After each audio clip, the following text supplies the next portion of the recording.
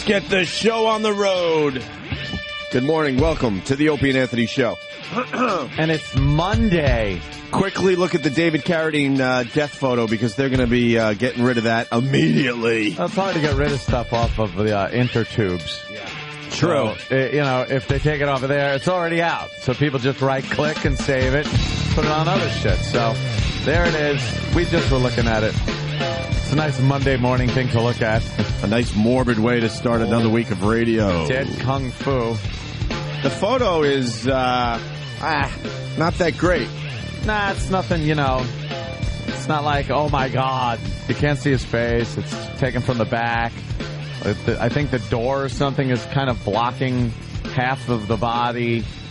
A lot of room, so it's not like a close-up on him.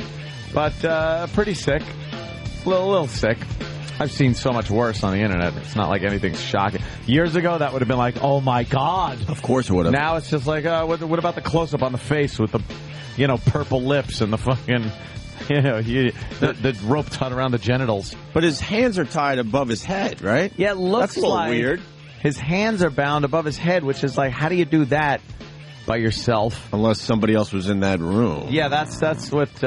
and maybe things went awry, and this person said, fuck this, I'm out of here. The old 23 skidoo out right. Out the door. Apparently some divorce papers were got out that said his ex-wife was saying that one of the things that she was complaining about was his unsafe sexual practices. So he was a dirty, dirty boy, apparently. And this might have been one of those things where he liked doing stuff like this. And, oops. How bad do you need to get off, though? It just becomes one of those things. You like doing it, I guess you like doing it. Just seems complicated. It really does. I need a rope around my genitals. All right, where am I going to put that rope? Where can I hang my hands? Or have rope. Where can we get rope? Right. It is a big production, isn't it? It really is. Tie me a sheep shank. We have to go to the hardware store to... Oh, that didn't take long. Hardware stare? Hardware stare? I wanted to say hardware store. Of course you did. What else could you have wanted to... You just said Worcester, I think. Hardware store. Worcester. Worcester. How do they get the death photo there, Steve, before they get rid of that? This one is on ireport.com. And that's easy. Yeah. That's easy for everybody. ireport.com. I or EYE? ireport.com. The letter I, not like the eyeball. Yeah, but it's in the paper today. The family outraged that photo's out there, so most of these sites will get rid of it. It is a little outraging if you're the family, I would gather. Yeah. But, it seems to be one of those sexual things gone awry and not so much he wanted to kill himself thing. And Rob Schneider was on CNN last night basically saying he there's no way he would have killed him. They're still playing that angle. How does Rob Schneider know him? Maybe they were doing a movie together or something. I don't know. Oh, then maybe he was killing himself. Jesus. Career's in the shitter. But, yeah, they're still going with that angle. He would never kill himself. Yeah. We know. It's becoming pretty obvious what he was doing. Yeah. He was a dirty little monkey, wasn't he? And he made a bit of a mistake, a miscalculation.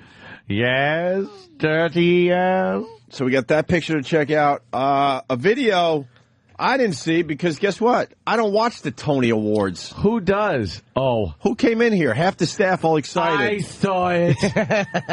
Yeah, half the staff comes in here all excited. Did you see the Tony Awards last night? No. Why would we see the Tony Awards and watch what the play Billy Elliot win stuff? Who cares? Oh, yeah, no wonder.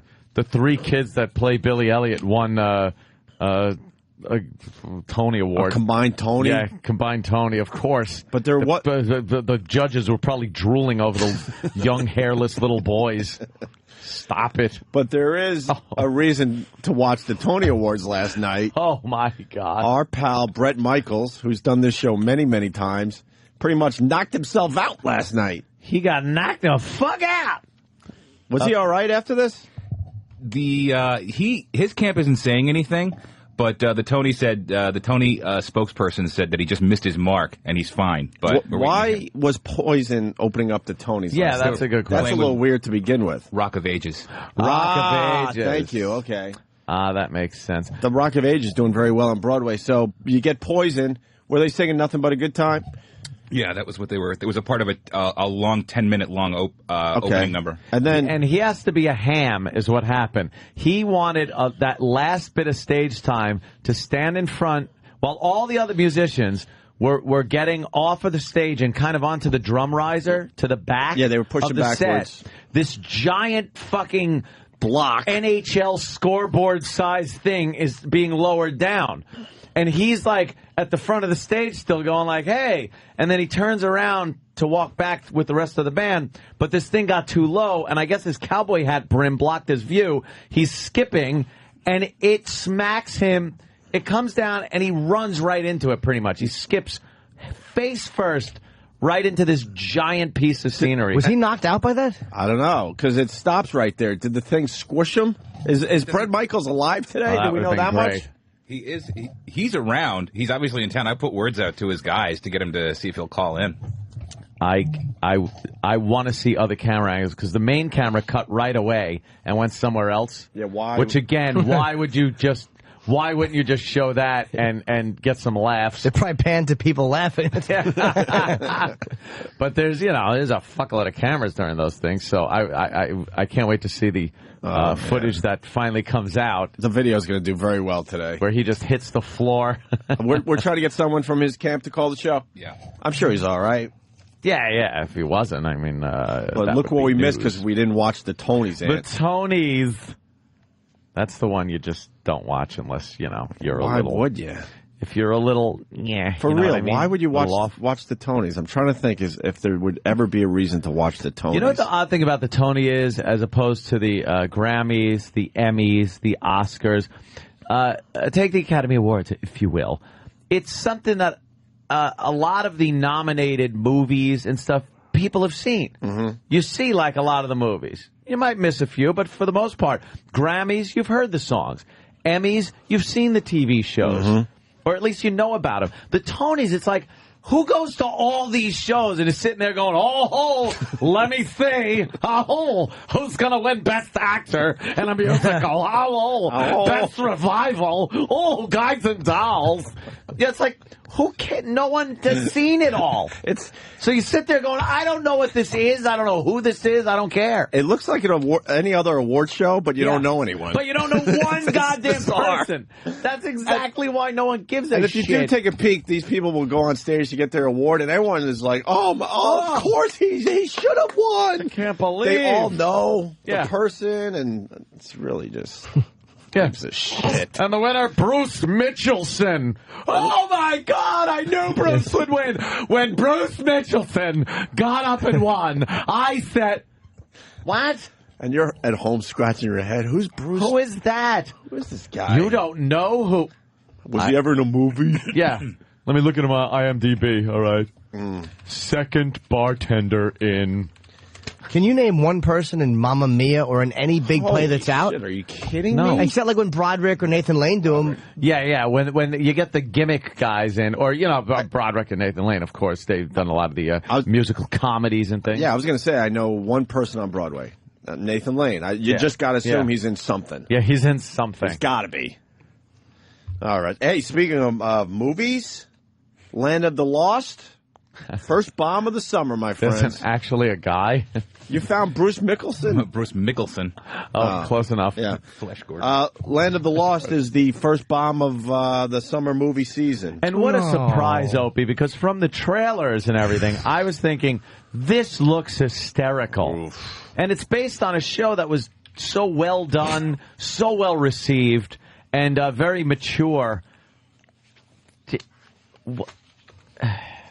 Do they think, like, just dredging up old crap and redoing it means a hit? Well, it was a trend for a while, and it did very well, but I think it's time to move on from that and start getting some original projects made again. Original? What? Like someone actually writing something new? Yeah, they got lazy in Hollywood. Yep, The Land of the Lost is a sign that they got to move away from just remaking every single old TV show. If you look at the original show, the guy who played the dad in Land of the Lost, he's the creepiest looking guy in a sitcom ever. Steve, can you find him? I don't mean to interrupt you while you're texting. Can you please? As he finds that, I got to tell you, I never watched The Land of the Lost. I don't think I watched one episode of that thing. It's the worst show ever. So why would you remake it? The opening sequence That's pretty good. That's realistic. Is so bad. They're rafting, and somehow get sucked down this river, which is a little stream of water that has to be 2 inches wide, with them superimposed horrifically in it.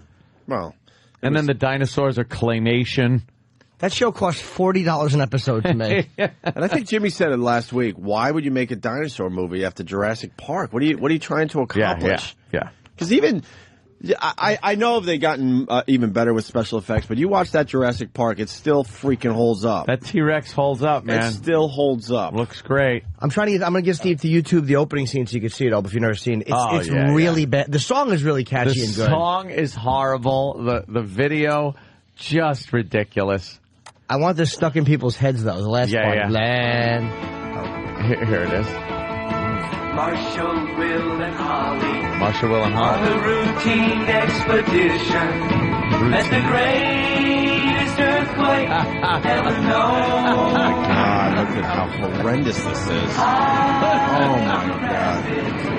He struck their tiny raft and plunged them down. Then they fall down a waterfall. Below.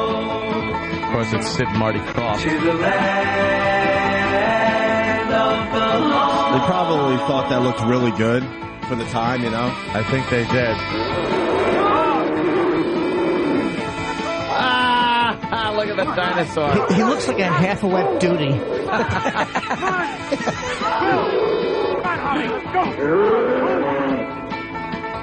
the land of the lost. And what kind of routine expedition is the father, son, and a daughter? Oh, there's a camera involved? Thank God they found that cave at the end. Yeah. And the T-Rex comes after the camera. Opie, do you know who Chaka is?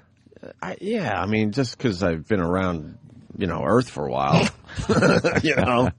I never searched out that show when I was growing up. That little piss stream they were going down in the raft. Amazing. It's awful. Like sperm. Yeah, Like, amazing. They couldn't have found a little more water. That was like a Vas Deverns. Is that what the cockman is called? Vas Deverns. That's where the semen comes through, the sperm swim through. I love a good Vas Deverns reference. Vas Deverns. It's a great movie star name. Vas Deverns in. Did you see Vas Deverns on the Tonys? Yes. Fantastic. He won for coming home. Number one movie at the box office. Anyone want to guess? Close race this week. Close race. Number one. It's not Zach Galifianakis' movie, is it? Land of the Lost. That's doing well. The Hangover is a hit. Yep. Yeah. I can't tell you how many people said, holy shit, you got to see The Hangover this weekend. Really? Because the trailer looked a little too goofy. I thought so too, Ann. I was like, it's goofy. The reviews are really good, and word of mouth is really good on The Hangover. I mean, really good. And it came in second. Second? Yes. It did $43.2 million. That's real good. But I think the word of mouth is going to give it $43.2, but it's got a nice word of mouth. I bet you the next week is going to do just as well. It'll be right up there, the numbers. Yeah, I wouldn't have gone to see it because the trailer was goofy. shaky, right? Yeah. But they're saying there's a lot of funny scenes in that. Up, number one again. Oh, the old... That looks really good, but Jimmy doesn't like the cartoons. Which one? I like to still call them cartoons. He puts the balloons on his house? Yeah, the old guy putting the balloons on his house. Balloons on his house. And then he goes on a little adventure. Got balloon hands. Fucking balloon hands. Yeah, fuck you. Fuck you. Wait, go for a ride, fuck you. No way, no how. No way, no how. Balloon hands. Dude, that balloon hands. That guy is so funny. You can't not. His voice is wonderful. It's soothing. It's funny. Yes. It's sexual. He never gets very upset about what he's talking about. It's just, get out of here. Get out of here. Come on. Fuck you. When Bill described it, Bill Burr turned us on to that, and I was like, it didn't sound good, but when you watch that fucking gecko or whatever it is, it's it's perfect. Yeah, the animation really perfect. Drinking out of cups. Drinking out of cups. Fucking what was it? The walking. Oh, that's my favorite part. That is my favorite. I got to memorize that part. Leading me into the building. Fuck you. Fuck you. Fuck you. That's where the fuck you comes from. How did the whatchamacall? How many money did Land of the Lost make? Right there, man. The third one down. Yeah, how much did Land of the Lost? Oh, I thought it was athletic supporters. No, that's not it. Drink. That's in response to. I hate those. No, it's not what I thought. Did you hit the third one down? Yeah, that one right there. Oh, you did? All right, I'm sorry. What? Maybe it's that one? No. Maybe it is. What does this guy think he's an Indian? An Indian. What is he, a goddamn asshole? What the fuck is he doing? Not ever. No way. I love this guy. Not ever. Now he's Johnny Hammersticks. Hammering away like he's friggin' Tommy Noble. What the hell's he doing? Thinks she's got it going, bossing over. No way. No way. What is this garbage? What is this? Oh, I'm king of the trees. I'm the tree meister. I count on them. When sometimes I pride, I like to steal. Yeah, right. Yeah, right. This guy's a faggot. This guy's some sort of faggot Indian in the teepee. Ooh, this guy thinks he's Captain Knots. Thinks he's Captain Tying Knots. When everyone needs some knots tied, they go to him. Bullshit. Bullshit. This woman's such a bitch. Thinks she's Miss Sand. Drinking out of cups. Being a bitch. Cups. I bet have fist. I bet have fedelisk. Barned. Patter's patted a little kid in the background fucking going crazy. Who's this guy? Mr. Balloons. Mr. Balloon Hands. No way. No way. Get real. Like those things. Mr. Walkway. Mr. Walk Down Me. I'm the walkway. Lead me to the building. Fuck you. Just trying to help. 643. Yeah, right. You're some stupid bitch. Who paid for that floor? Not me. No way. Never paid for no floor ever again. Not once, not never. Nope. Whose chair is that? Who bought that goddamn chair? That's not my chair. Not my chair, not my problem. That's what I say. No way. Stupid dresses. Stupid flowers. Lighthouses rule. You don't like the lighthouse? You suck. What is this, seahorse captain? What is this, seahorse seashell party? Who didn't invite me? Why didn't I get invited, seahorse seahell? What is this? Get real. I'm in love with seahorses. I'm in love with them. They're so beautiful and cute. I'm in love with the seahorses. They're fucking unreal. I love them. They're like all the clocks. I love them. I love seahorses, and I love looking at them, and I love seashells. I love seashell things. I love things with seashells and seahorses on them, like blankets and towels and little bags. I love them. Seahorses. Forever. Forever. It sounds like he's probably in the closet seeing things, but it sounds like he's loving the way the words feel coming out. Oh, yeah. Drinking from cups. Like there's certain way he's speaking, it just probably feels right. It's the walkway. Weird mouth. No way. Leading me toward the building. Not once, not never. My favorite new part, little kid going crazy. Hey. Who bought that floor? I like the words he makes up right before little kids going crazy. Yeah, he's just babbling words. Yeah.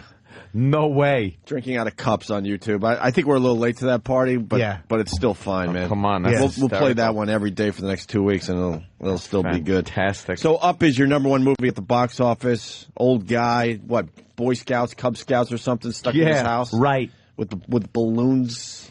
Balloon hands. Balloon hands. Balloon hands. A lot of balloon hands.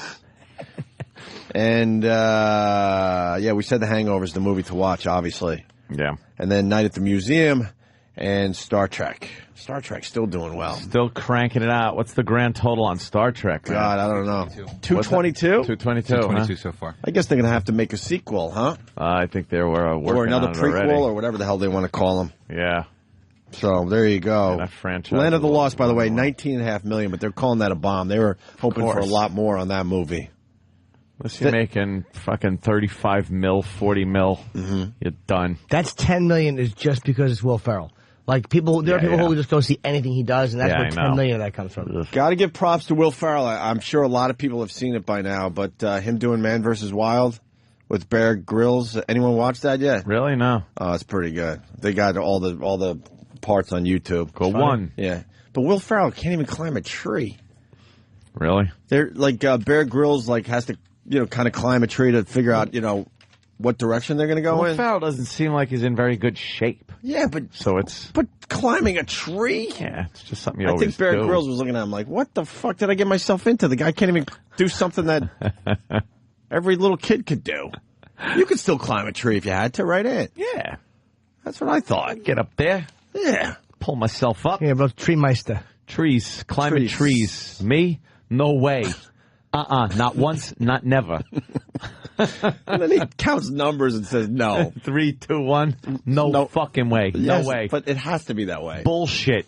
but there's no other way to look at that. No. He's fucked up. Hey, Ant, NBA Finals, huh? Something. Come on. Here's you watched, right? You Here's watched? What I heard. Oh, of course. Here's what I heard on the way in. Something about Game 2. Something about Game 2. Good. And I'm like... Good. No, all I said was, what? Game 2? Yeah. I thought they were done with this already. No, Enough! It'll hit, excuse me. It'll 7? It'll hit middle of June by the time this is over. I am so fucking sick of basketball playoffs. They go way too long. And you know that basketball... Way too fucking long. And basketball starts up in October, so... Yeah. So these guys who are still in it, you know, there are teams that stopped playing a month and a half ago, I know. think. 2 months ago, maybe, at this point. It's ludicrous how long fucking basketball goes. It's ludicrous how all sports go, except for football. Football's pretty quick, yeah. In this, day and age, it's crazy how long these seasons are. Yeah. Well, I mean, everyone's like, attention span is getting smaller and smaller. It's ridiculous. Shorter and shorter, I should say. Well, the Lakers won in overtime. Oh, the Lakers won? 101-96. I couldn't stay up. I tried. Yeah, I couldn't either. I was trying to watch the game. Yeah, right. And, wow. Yeah, but see, like, you love stuff. I love stuff. I know. Jimmy loves stuff. It's just it. You like the basketball. And drinking from kegs. Kegs. Drinking from kegs. The keg man. No way. Who put this keg here? Put this keg here. Kegs. Mr. Keg Hands. How bad do you want to just make your own? I know. You couldn't possibly have that delivery, though. No. That is too natural. Yeah. A perfectly natural delivery. No, I just sat at home because it was... Why don't you like basketball, for real? I've said it before. You can't have the whole gist of watching a sport is to watch your team score and go, holy shit, because it's a rare thing. It should be a rare thing that your team scores. But you don't want it and as you go, yes. But you don't want it as rare as soccer. No. Annoying. Soccer's the other end of the spectrum where you're like, this sucks because no one's fucking scoring the whole time. We just mentioned soccer. Now watch them come out of the woodwork. You don't understand. Shut up. All right, I get it. Any sport where they could go to a commercial while they're still playing, is it worth watching, really? Tie a Brazilian flag to your hood and like soccer. They're even admitting that this game is boring. We're going to go and pay some bills. Don't worry, you're not going to miss anything. And they go back. It's still 0-0. No way. The field is way too big. Yeah. You should be able to get the whole field in one camera angle. Yeah. How about that? Pop it in there. One camera should be able to cover the field, right? How about that? But basketball, they score too much for it to be exciting. When you're watching football and, you got a 5-yard line fucking drive into the end zone like that, you're up edge of your seat. You're going, come on, get the fuck in there. Right. And basketball's tunk, tunk, tunk, tunk, tunk, funk, 2 points, tunk, tunk, tunk, tunk, tunk, funk, 2 points, tunk, tunk, tunk. And all right, I'll give them the last couple of minutes. I know it's cliche, but I'll give them the last couple of minutes during a tight game.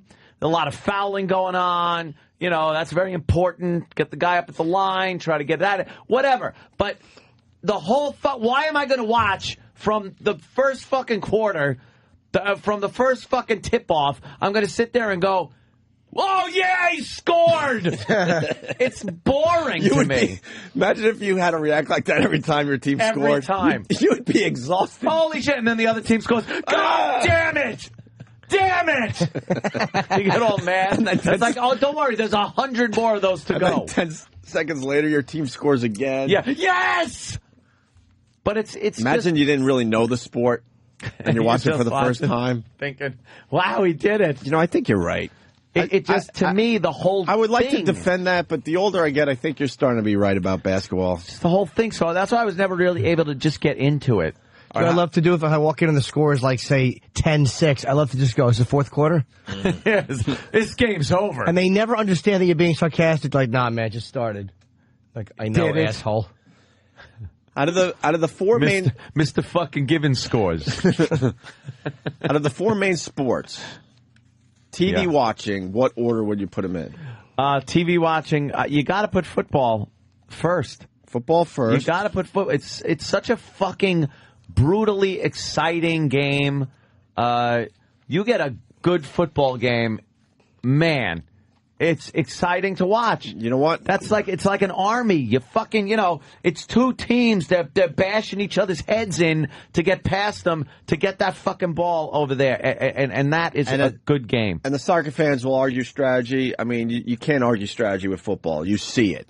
You see it. They're pushing up the field. Oh, they're short. All right, now we got to figure out what to do. All right, now the other team's coming back the other way. I was going to say hockey to be different, but you know what? I think you're right, Ant. Football, number one sport to watch on TV. Third and long, and they fucking go for that pass, and guy keeps his toes in the fucking end zone. Whoa. The ballerina. That shit's fantastic to watch. Second sport to watch on television. This might be an odd one, but I'm going for hockey. Very good. That's what I'm going for hockey. It's fast moving. Very good. Very fast moving. Again, if you get a good game, tight game, it's pretty exciting watching. Power plays are great. Watching the team trying to fend off the extra guy, shit like that. It's a lot of fun. But then I got to go with baseball, which is a little long winded.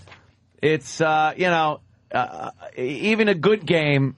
It takes too fucking long. See, I would go basketball, baseball. You're doing baseball, basketball. I'll go baseball because there are those moments in baseball where it's like you're sitting there for a while, base is loaded, and the pitch, and it's like, okay, tip, ball, another tip. The guy's just sitting at the plate, and you're like, come on, what the fuck? And then wham, smashes it out of the park. I'm looking for exciting moments. And those only come at the end of the basketball games. If some team is fucking, in the shitter by 2 points and some guy's able to break out and sink that three-pointer, that's exciting. Well, what's brilliant about sports, they're starting to do the fast version of games. Like you'll watch a Yankee replay or whatever your favorite team is. I'm sure pretty much every city's doing this now. You could watch like a Met game or a Yankee game within an hour and a half. Or an hour. I think it's an hour.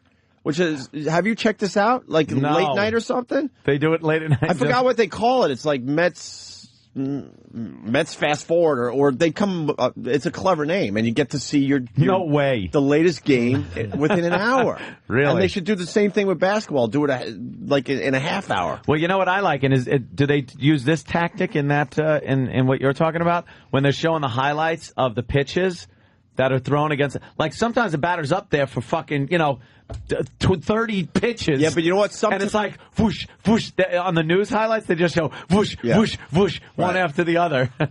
No, they choose, because sometimes a guy at bat for a long time, fouling off, pitchers and stuff. I think it's exciting. Not every time, but every once in a while you do get one of those moments where, it's a nice struggle between the batter and the pitcher. Yeah. So they have to choose those. They don't do a lot of those. Choose wisely. Hockey's hard if you don't know the sport, though, because you don't know where the puck is half the time. I can't watch hockey because all of a sudden it's just like, they don't score that often. That little streak, remember? The little streak on the puck? They tried that. What was it? That was when they were going for real slap shot. Then it would turn red. Didn't they get like Steven Spielberg or somebody? They got a big Hollywood director. Industrial Lights and Magic. To try to figure out how to make hockey more interesting to watch on TV. I forgot who it was. It might have been Steven Spielberg, though. They started with the streak thing, which got way too distracting. Yeah. I think they just should change the color of the puck. Yeah, black is on white, though, right? But it is black on white. That's kind of. But you make it like fluorescent orange or something, then you know where the puck is at all times. But purists will yell and scream and throw a tantrum. Plus, it's going so fast, dude. No matter what color, even if you kind of get the idea of where it is, it's moving. Well, that brings me to the second part of this question. Now, do the four sports in order of going to the game, because I do think it's different. All right, you're absolutely right, and it is very different because number one, I'll put baseball to go to. You know why? It's just if you have good seats and it's a nice day, that adds to the whole thing. You don't know. If you're watching on TV, that doesn't come into consideration. Yeah. But when you're at the game and it's a nice day, you're hanging out, drinking a few beers, you're just watching, you're watching the game. It's fun to be at. I don't know if you want to put it good to be at live to watch the game only or to experience the whole thing of being at the game. I would have to go hockey. I don't know. Hockey is exciting to watch live, man. Yeah, Holy it is. shit. It is. But the thing is, you're now, cooped up in an arena. You kind of... Yeah, I understand. I mean, there's different philosophies here. There's a great feeling about going to a ball game in a nice park, good seats, good weather. Well, the reason I don't put football up near the top because I never got a good seat for a football game. First of all, you. Yeah, there's 8 billion people in the stadium. And I never could figure out how to get a good seat for a football game. Another thing, I've never been to a football game where I wasn't freezing my fucking cock off. And I cannot take being freezing cold like that. I think my family, we're down to like 2 generations from now. We'll finally get like season tickets for the Jets. So we're excited about that. Like, you're really on a waiting list? My brother is. He's been on a waiting list for like 10 years. And every year he like goes, moved up another 7 slots. So I guess his grandkids will enjoy having season tickets to, the Jets. I'd probably go baseball, hockey, football, basketball. Yeah. And football, the only reason is because of the fucking weather. Sucks an ass. And you never get a good seat. You're always... everyone on the field is this little dot. Right. You can't see shit. You don't know what's happening. No, the announcers make football very, very exciting. Have to. And the camera angles. I mean, now, with the cameras they got at home, you might as well just fucking be at home. Yeah, absolutely. Nice big screen, high-def fucking television. Watching a football game like that is better than being at the game. Football's amazing live, though, man. It's like sometimes you don't know what happened, but just when you see a bomb pass getting thrown, or when you see a guy breaking out of the pack, and it's like baseball I love, but it's every pitch, the foul balls. The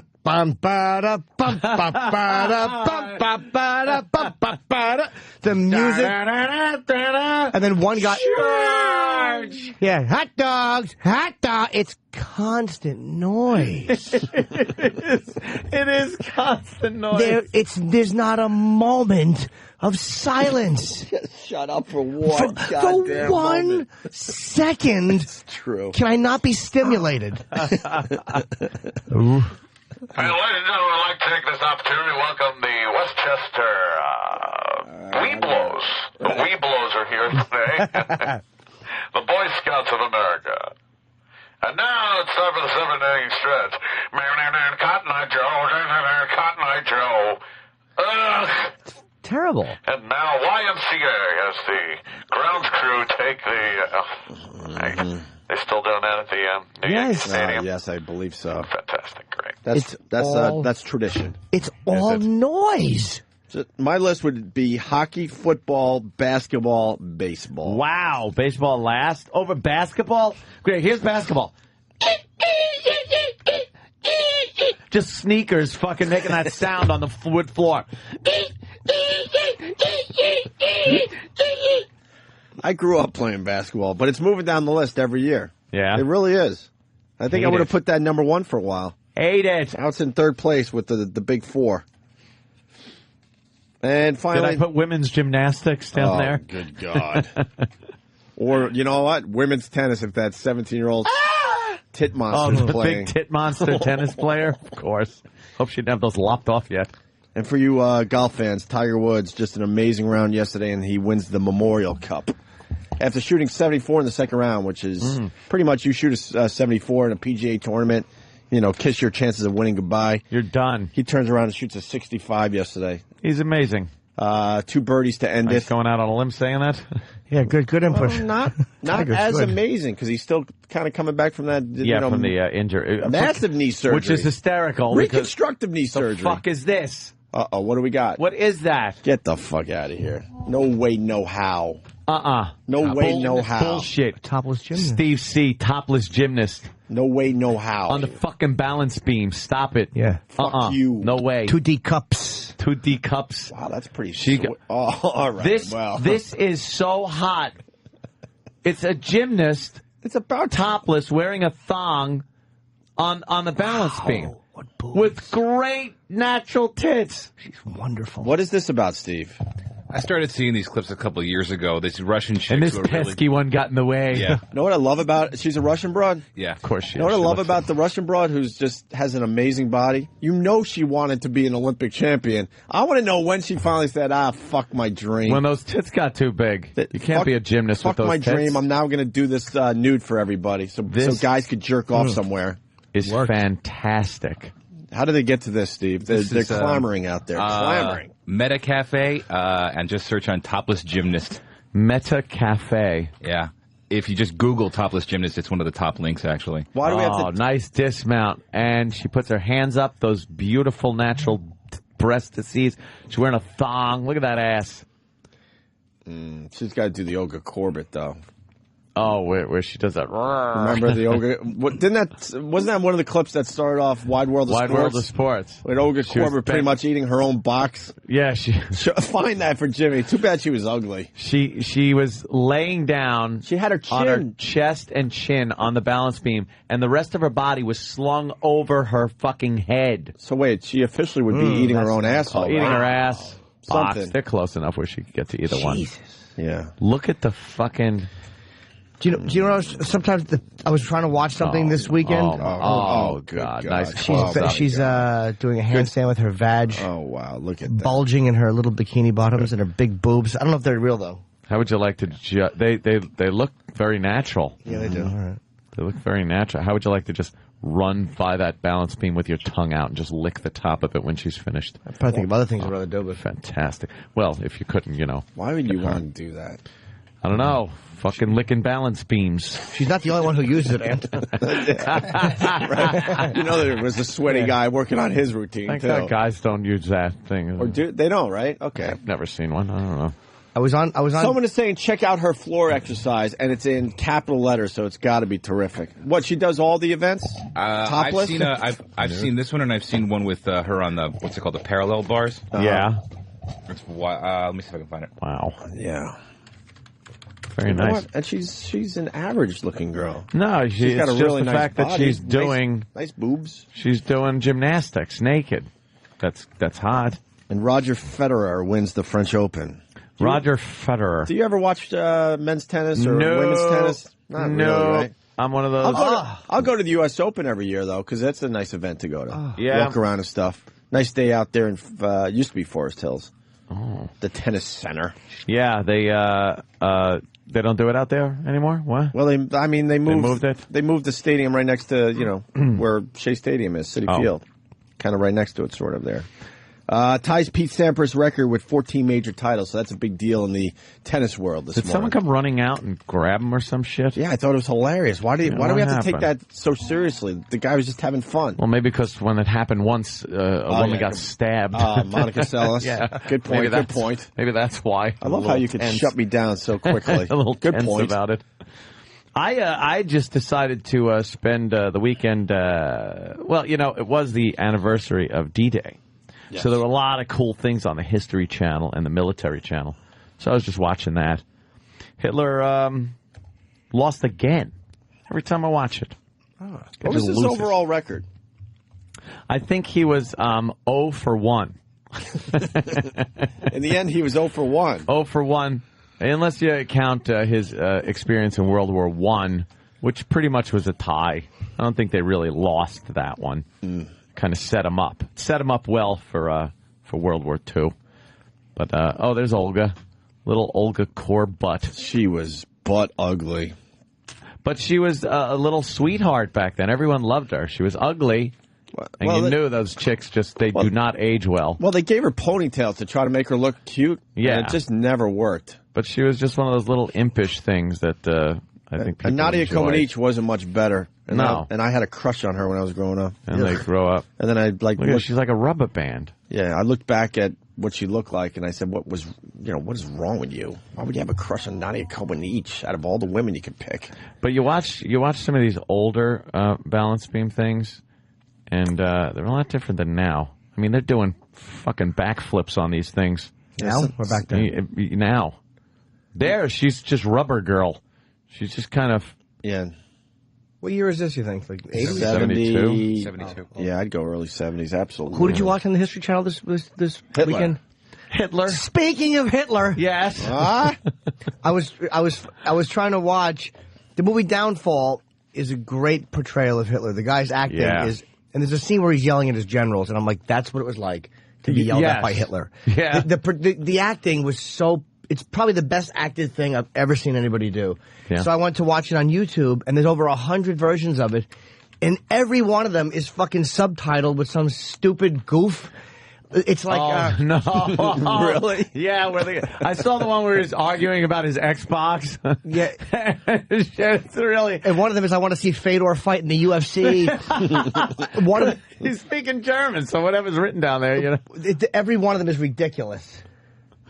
This morning at 3 a.m., Microsoft started to scan for modifier. Yeah, there it is. It really is. A great movie, by the way. It is a good movie. You got it. Just get it on fucking Blu-ray and enjoy. Is that a good Hitler? Dude, I mean, just because you put the mustache on doesn't mean turn the volume it's a good up. Hitler. What's his name? Hugo Gans? That's not him. Steiner konnte nicht genügend Kräfte für einen Angriff. Here's the generals telling him the bad news. Steiner ist nicht erfolgt. Yeah, like the war is lost, basically. I think, right? And this Hitler. He doesn't look pleased. No, he's not happy. Hitler at the end of his term there is shaking, takes his glasses off and addresses his generals. Im Raum Keitel, Jode, Krebs und Burgdorf. He boots everybody out except for the four. Except for his generals. Who are not going to be talked to kindly. Who are now looking at each other like, oh boy, this ain't good. Is this the little wisp of hair he has? Yeah. Das war ein Befehl! Der Angriff How the fuck could this have happened? Why was I not informed sooner? They're all listening through the door like, oh boy, there's hell to pay. How dare they ban my console? I had over 2,000 Microsoft points. I bought a Call of Duty theme pack. Even used arcade games from time to time. Just listen to his voice, though. Mein Führer, ich kann nicht zulassen, dass die Soldaten, die für Sie verbringen... Feiglinge! Verreiter, Versager! Mein Führer, was Sie da sagen, ist ungeheuerlich. Die Generalität ist das Geschmeiß des deutschen Volkes. Throws the pens at the map.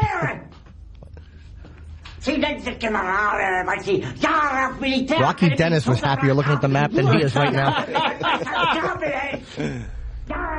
But that's exactly what it must have been like to be yelled at by that fucking lunatic. Yeah.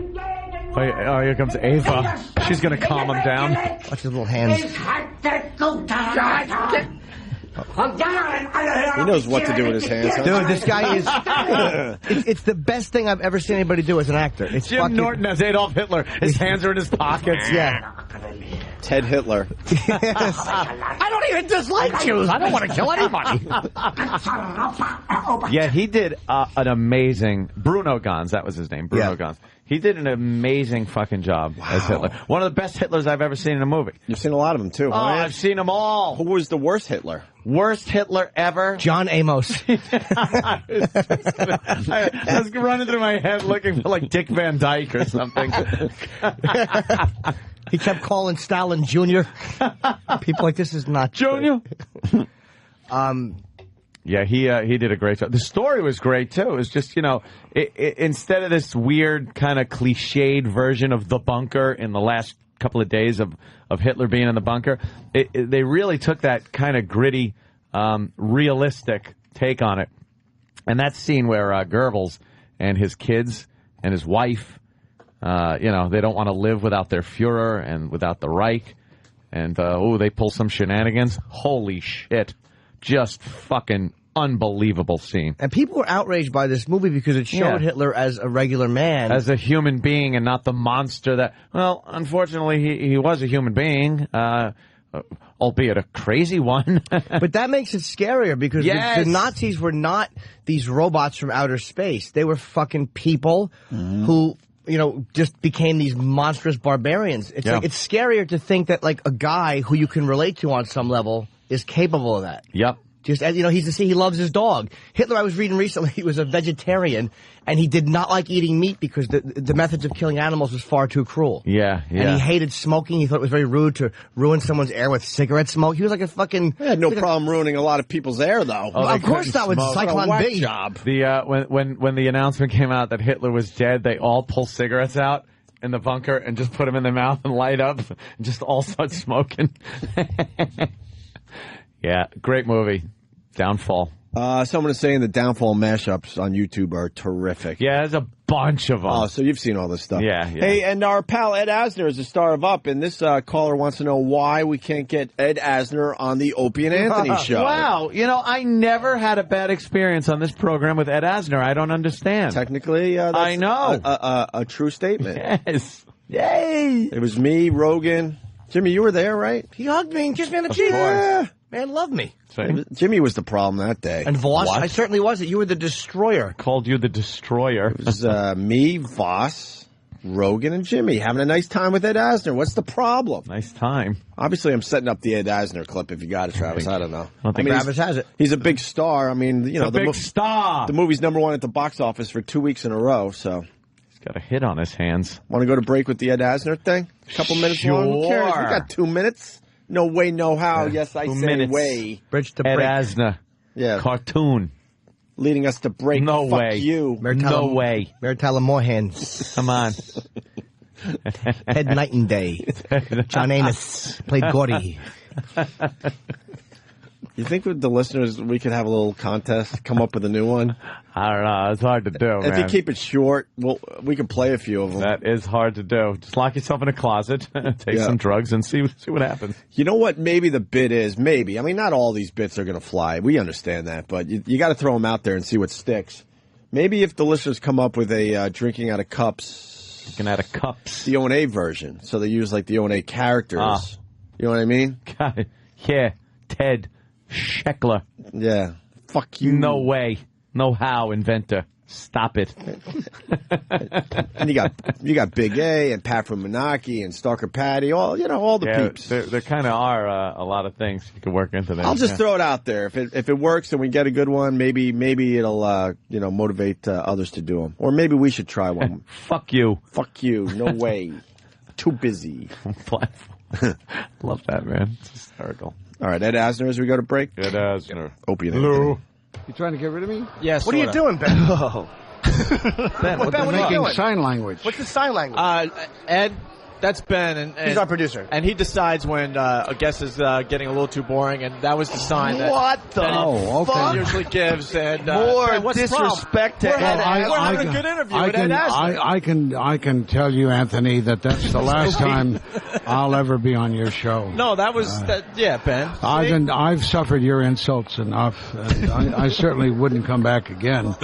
I'll be glad to talk to you about the Columbia documentary some other time when he's not around. Can I talk to you, Ed? I'm a big fan. I love you. Absolutely. Thank you. But be sure that he's not in. I don't. He does this all the time. I'm a big fan. We're very happy to have you on the show. He's a destroyer. He's a destroyer. Destroyer. He's like Gordon Gekko. He builds nothing. He liquidates. He's filthy. Yeah.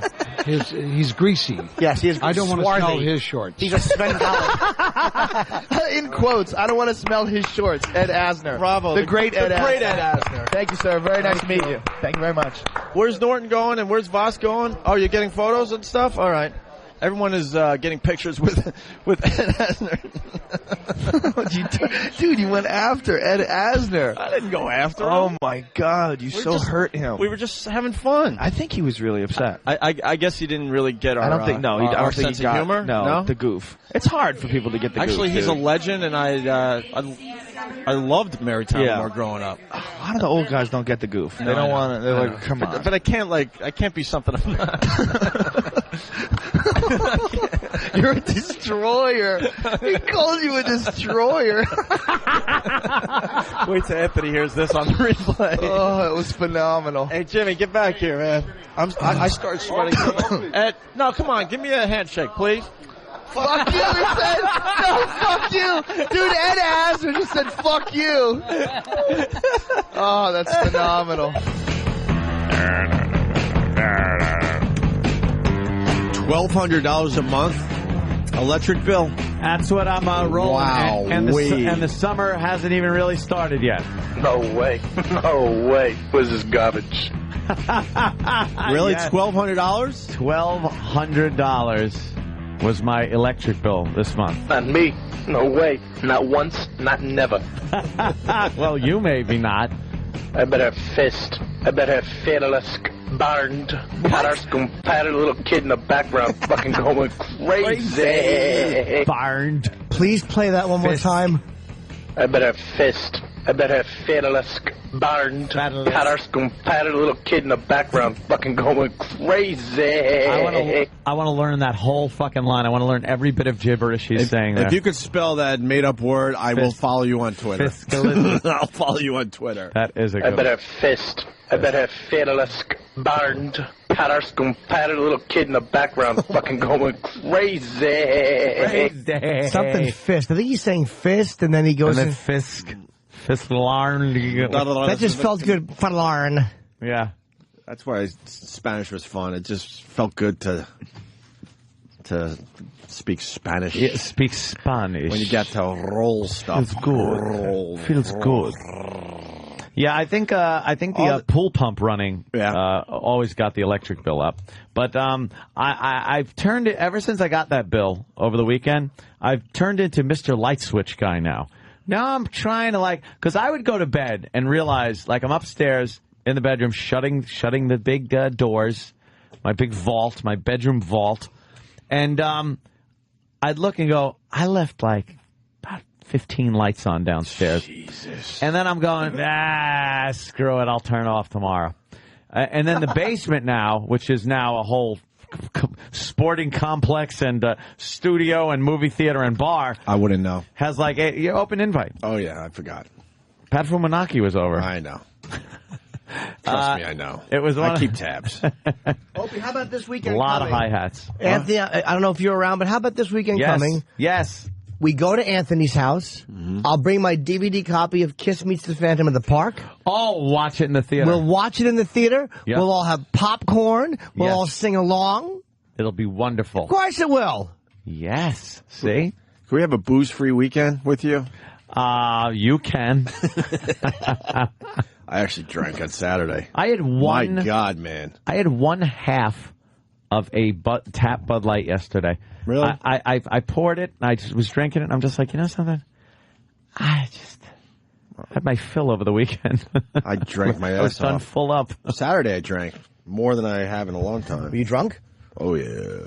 I don't have ever seen you drunk. Oh, yeah. And then I woke up yesterday, played golf, hungover, 90 degrees. Hey, golf, Mr. Ball Hand. Oh. Yeah. It's a little rough to be on a golf course when you're a little hungover. Hungover? Oh, my God. Sweat it out. Forget it. That's what they tell you. No way. No way. What is this garbage? Yeah, exactly. You got to sweat it out. Hell garbage. No. Yeah, I think it's the pool pump running like crazy. Like crazy, Jerry. And then, speaking of the pool, I'm supposed to have some supplemental electric heater going in, which is just going to pump that electric bill way up. But in the meantime, I have the propane heater, but it goes through a lot of propane. I don't have natural gas in my neighborhood, which sucks. Yeah, that doesn't sound like it would be efficient. Well, it makes, believe me, Jimmy will beg to differ, but it does make it very fucking hot. Yeah, but how many oil tankers are coming by? It would be crazy. It's like going crazy. It's like but it's a buried submarine pretty much in my backyard. Oh, really? If it ever went up, it would take out like 12 blocks. But it heats it makes it very hot. And I don't have to leave it burning. You like that a hot long. pool in the summer too? No, jacuzzi. Oh, okay. Well, you're heating your pool though too, right? Yeah. I want my pool heated a little bit. How much though? Just a bring tiny it into bit. The 80s. 80s. I don't want to bring it to the 80s in the summer. I don't want, especially if you're in the jacuzzi. I don't want to jump into a cold pool. I don't like cold. I like just drifting around, feeling like I'm in the womb. So they're installing this heater, this electric heater, and Keith is over supervising. I wasn't there yet. And Keith's like, I just started hearing, oh, shit. And then apparently they ran to their van like the little rascals and just took off. Really? Yeah. No. So Keith comes back, and it seems one of the gentlemen took a Sawzall and the blade as he was cutting something to install the big PVC pipe in, went right into the coil of the heater, because it's a heat pump, works like an air conditioner, only backwards. That's how they work. And hit the refrigerant line. Oh, shit. All the refrigerant is just coming out. And I'm told this, and we talked to the guy that owns the place that's installing this. I go, listen, I don't want to see some guy here with a torch and his little fucking soldering thing and his flux and everything else. I want that taken out, and I want a new one put the fuck in. It's been a catastrophe. Yeah, why are you having so many problems? Because people are incompetent. Are they partaking in the Guinness and the Bud Light before they do work around your house? Lock that bar up. Good for you. I can't tell you the anguish that this pool is putting me through. The equipment works. It's great. It has nothing to do with the equipment or anything. It's the people that have to come over to do things. Why do they? And it's crazy. When did they make pooling so complicated? Pooling. I know. Let's call it pooling. Well, the whole thing is, you got to think when they started putting pools in, it was just like a hole with they'll throw some water in it. Well, yeah. Now it's a whole thing. Now I got a remote control for your pool. For my pool. It's a remote control. What the fuck's wrong with Remember us? when people had to go over back by the pumps and the filter and everything and turn valves? Now I press buttons and the valves turn, and then I have the little waterfall that comes out of the jacuzzi. You could do that all with a remote? Yeah, with a remote. Oh, that's kind of cool. And then I have the jets that come out, and then I could get the bubbles. So if you're sitting in the jacuzzi, you don't have to get up and turn valves to make the big bubbles come up and make it hotter or something. You do it all with the remote. And you're getting a lot more for your money than I am. Holy crap. Well, I'm spending a lot of money. No, you know. Anthony has $9 in the bank. It's not like that interest. It doesn't seem like it, but I've spent my money. It's just different when you live in New York City. In the suburbs. What you're getting, what I'm getting for the same money? Oh. But now my electric bill, like I said, $1,200 for the month, and I believe what that is lighting. I believe it's lighting for a certain thing that I like doing after work. Yeah. That I can't talk about. Ixnay.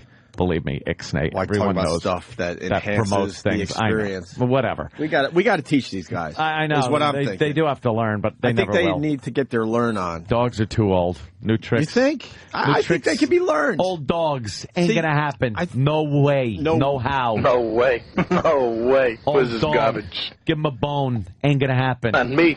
No way. Not once. Not never. Fucking put a biscuit on his nose. But they're dealing with a radio show that's very unique and different than every other radio show in this facility. Yep. We really continue the experience long after the show's over. The show technically never ends. Right. There is something going on, whether it's the Twittering going on, whether it's our some type of presence we have on the web, whether it's more extravagant or less extravagant.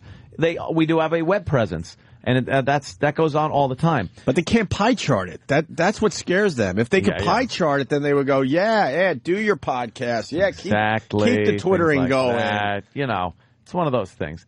But I think the lighting itself is what is really spinning that meter. Because it's, it's a couple of thousand watts, I think. And the room itself gets blazing hot after a while.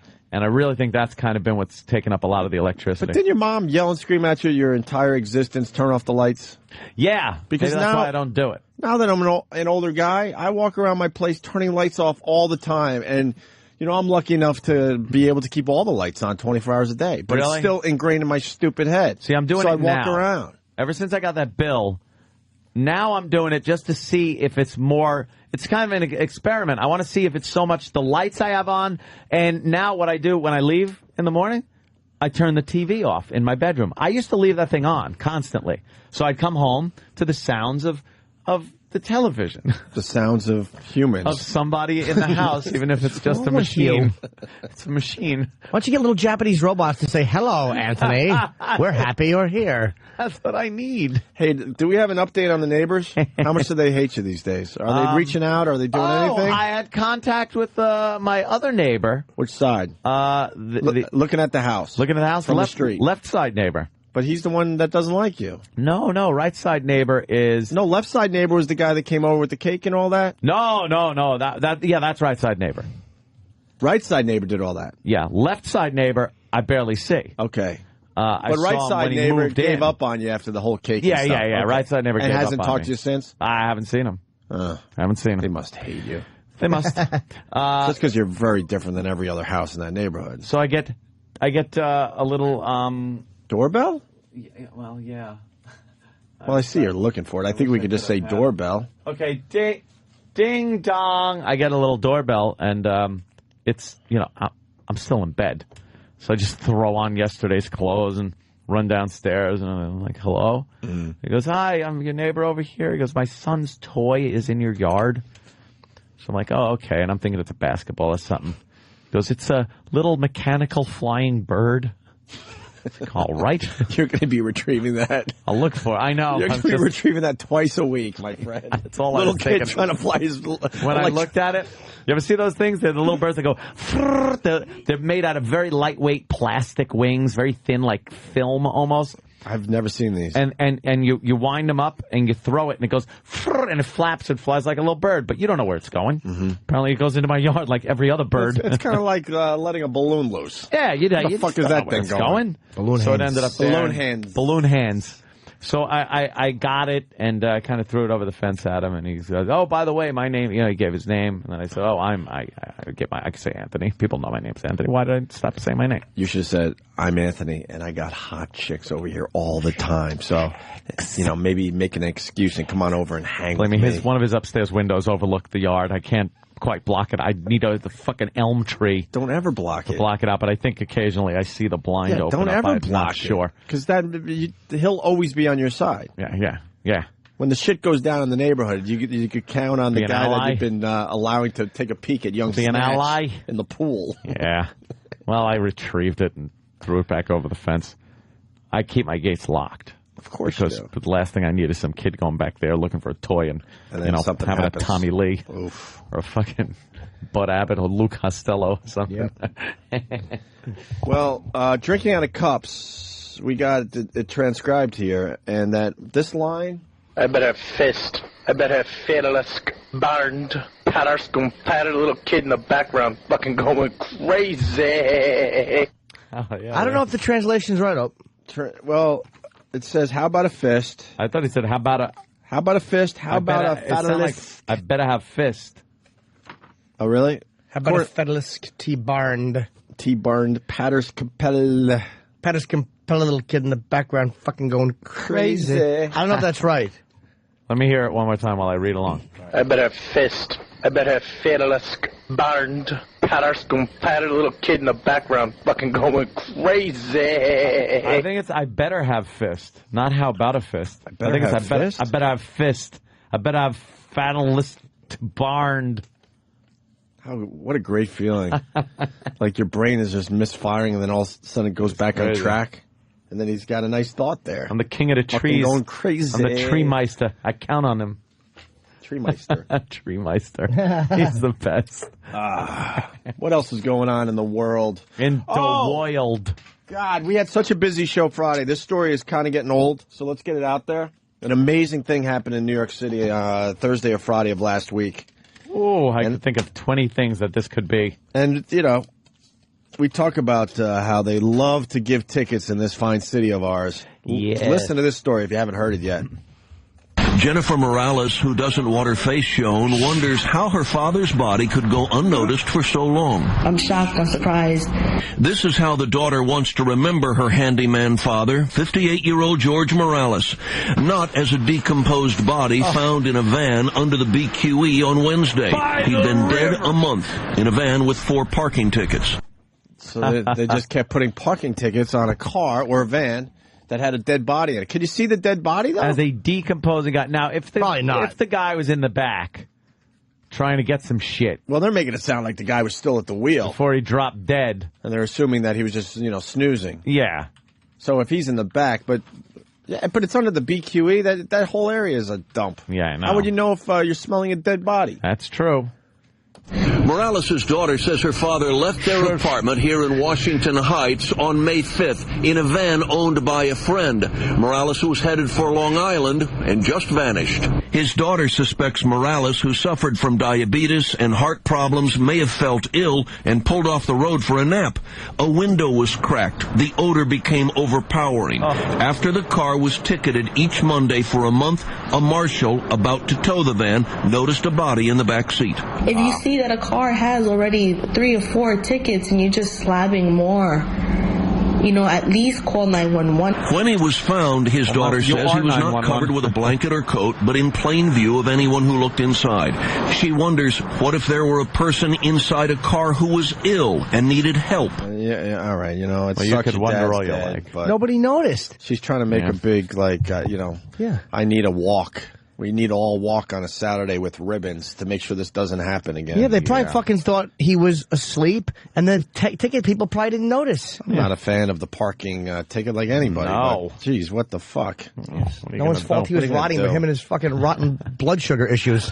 Don't blame anybody for that. You want to prevent that from happening? Tell Pop to get a motel room and sleep. Not fucking do it under the BQE. Yeah, I guess there was, back seat in there. I was thinking like a work van, but he was probably in one of the back seats, just kind of curled up. No one looks in there. Those fucking people come by, they look at the Reggie, and they fucking write the ticket or print it out or whatever. Scan your registration now. That pisses me spits off. the ticket out. So now they're barely at your car. Yeah, that's it. Because I like seeing the nervous guys. Yeah, where they're writing the ticket, just hoping that the person isn't going to be coming out of Don't show up. a nearby store. Well, they give them problems anyway. Fuckers. Fickers. You want a weirdo story? We got a weirdo. We have 2 of these, actually. We have a young one and an old one. Young weirdo, old weirdo. Well, young weirdo, I think you know which one. Is this like the horrific story? Which one? 17 years old? Is that the one you mean it? Yeah. What? Well, there was a whole thing that happened. Uncle Paul. That fucking asshole. Yeah. What They're only charging him with rape, probably, because... Rape and murdered an 18-month-old? An 8-month-old. 8-month-old. I'm guessing it wasn't a sexual rape. It was probably something... The kid... It was a horrible story. No, it was sexual rape. I don't think that he... I wonder if he fucked the kid or if he just put something up his ass. You think so? Oh, put something... Like, I think what happened was this 17-year-old boyfriend of the kid's mother. The kid was crying. The guy was just beating this kid. And... He said that the kid, they found bruises in the kid's rectum or tears. So that he said, he shit, and I was trying to wipe him and I hurt him. But that's a lie. He probably... Wipe him with a lump hammer? Well, yeah, or a stick. But he probably inserted something angrily to hurt the kid as opposed to... But that's a rape with an object. Sure. What's wrong with people? And he has a record, this guy. Again, a guy like that, they should just lay him down and just put a bullet in his head. Yeah, there is no reason that this guy should even be part of society anymore. He has nothing to offer. Nothing. The people against the death penalty, they come out when stories like this happen? Oh, always. Well, that just, every life is shut. Just amazes me. We are not the executioners. God will... Shut it! We haven't killed somebody in this country in a long time. We might kill that dude in California. Fire dude? Texas still kills people. What's the fire dude story? I don't know. Oh, they gave him the death penalty, I believe. Did they? California? What the hell was the story? I didn't think we were going down this road. Maybe if you could find it for us. I think he set some fires and some guys died. Oh, yeah, they got a lot of that. I think some of the fire guys died, and now they gave him the death penalty. It's a big story. If you could find that one for me now that we brought it to the table. Wow, that one can't hold up. Huh? That one can't hold up. None of them hold up anymore. I know. None of them. It's a fake thing now. This death penalty. Appeals after appeals. Not to bore people with the same old shit, but, New York has a death penalty. It never used it. It was enacted, 15, 17 years ago? Yeah, whatever. 15 years ago, maybe? Pataki we haven't killed anybody. No. Not a one. So, faggots. It's a fake thing. Those people in the strap them in that chair. What gurney, whatever they do. I say you kill people just to have more room on the highways. That would be nice. For real. See if they could drive right. Here is the weirdo. Well, if you do this first, that would really help. Close the little door. This is a day Moshe Kai will remember for the rest of his life. Exciting. First time I'm graduating. I'm super proud. Uh-oh. I'm so excited, and this day finally come. We just so joyful, yeah. This day has finally come for an 11-year-old. Everyone very, very excited. What do you guys think? I think, he got laid. No? That would be a good answer. But no bell for you, my obviously. friend. He got a hair on his wiener? He got one hair on his wiener. No, he graduated. Not me. No way. Not once. Not never. He graduated. Never. Yes. He graduated. Good. 11 years old. 6th grade. Kindergarten. He's a dunce. He's a blithering idiot. Complete dunderhead. He would eat the chairs. They would leave him back. Well, listen to what this braggart's up to. Yes, the 11-year-old will be a graduate, a college graduate. I don't consider myself a genius, or because you are. I consider myself a hardworking person that uses willpower. No, you're a genius. Is he a little Asian child? You're 11 years old. You're a genius. Is he a little Asian child? You got to think. You don't mind that stereotype, right, Asians? They're very, very, very smart, hardworking people. They were bright people. Yes. Well, he's saying like every 11-year-old could, graduate college. I just worked hard. No, you got something a little special. There's lots of dummies out there that doesn't matter how hard they work. They need the Sylvan Center. Bunch of fucking retards. Have to send your kid there. Oof. What's that, Ant? I can't read from here. Death sentence in wildfire that killed 5. Oh. Yes, Steve. A Southern California auto mechanic was sentenced to death Friday for setting a wildfire that killed a U.S. Forest Service firefighting crew in 2006. Raymond Lee Euler, 38, heard the penalty pronounced in a hearing in Riverside Superior Court. The Contra Costa Times reported Judge W. Charles Morgan said he had no reason to override the recommendation the jury rendered in March. He was found guilty on March 6 of 5 counts of first-degree murder and 37 other felonies for setting the Esperanza fire in the San Jacinto. It's not going to hold up. Ant's right. It's not going to hold up. They'll a good lawyer that. will get him out. He'll get life in prison or something. Because they can't prove he intended to kill people. Thank you, Jimmy. Exactly. They'll say he considered it a property crime. Yeah, he'll say, I wanted to burn up some property. My plan wasn't to kill people. It's unfortunate for those 5 guys, obviously. It's the eco-terrorists, man, where they start fires and burn people's houses down and shit. Spoiled little fuckers for the most part. Ought to be drowned. Let's get the second part of the 11-year-old graduating college. We first met Moshe when he was just starting college at 8 years old. He says he keeps pretty busy. Stop it. How the fuck at 8 do you start college? It's impossible math-wise. Like, it doesn't work out. You fucking shoot out of the womb and you're in the 5th grade? What the fuck happened to this kid? That's really funny. There's no way. It doesn't. 8 years old. It's what like, grade are you supposed to be in at 7? 2nd grade? Is that about right? Yeah. 1st, 2nd grade? So someone saw him in the 2nd grade and goes, he's good enough for college. We got to go right to college with right this to kid. College. Fuck it. How do you make that leap? Coloring. Look, I don't mean to brag a little bit, but I knew a little something about math when I was growing up, and I got pushed forward a few grades, and I thought that was an amazing feat. You don't want to do that. I was one of those fuckers in grammar school, already in junior high math and all that. Yeah, but you told us you were a math whiz, and then we were doing those calculations for gallons. Oh, yeah, I lost it all. I've seen chimps with their toes do better calculations. You're 100% right. And I got nephews and nieces moving up to that algebra and stuff, and I've bragged about the fact that I know math. Yeah, I can't even do a simple algebra problem. Anymore. You do know that I can't. Well, I could do the simple ones actually. But did you see the phone? What happened? Yeah. Okay. Some teenager solved a 300-year-old math problem. Mm-hmm. Really? 300-year-old math problem that some teenager took a few months and solved. How smart could they have been 300 years ago? It's mathematically? Yeah. Same things now. Dude, the answer was 9. Yeah, I know that, and you know that, but they didn't. No. I just didn't feel like getting the credit. I figured, give someone else the credit. Let someone else go with it. Yeah, I got enough cool stuff happening to me. There's no reason for there to be an X or a P with numbers. Thank you, Jimmy. This is unnecessary. Right. You're so right. He says he keeps pretty busy. His passion for piano, martial arts, and of course, There was school. Favorite subjects? Math, physics, astronomy. Tougher is better. So it's not surprising he found himself tutoring others. I like to help them to bring to my level. For now, things are leveling off for Moshe. He'll take a break for 6 months. Then it's off to a 4-year university. He likes MIT, Stanford, Harvard, Berkeley, a bunch of other top schools. And when he enrolls, he'll still be 11. So what do you want to be when you grow up? The future is not ours to see, but I intend to be an astrophysicist, a movie actor, and compete in the 2016 Olympics. He'll probably do it all. He's Michio Kaku Jr. The kid sounds like a little troublemaker. Yeah. A bum. He plays piano. Like, how do you have time to go through all the grades, play fucking piano, tutor other kids?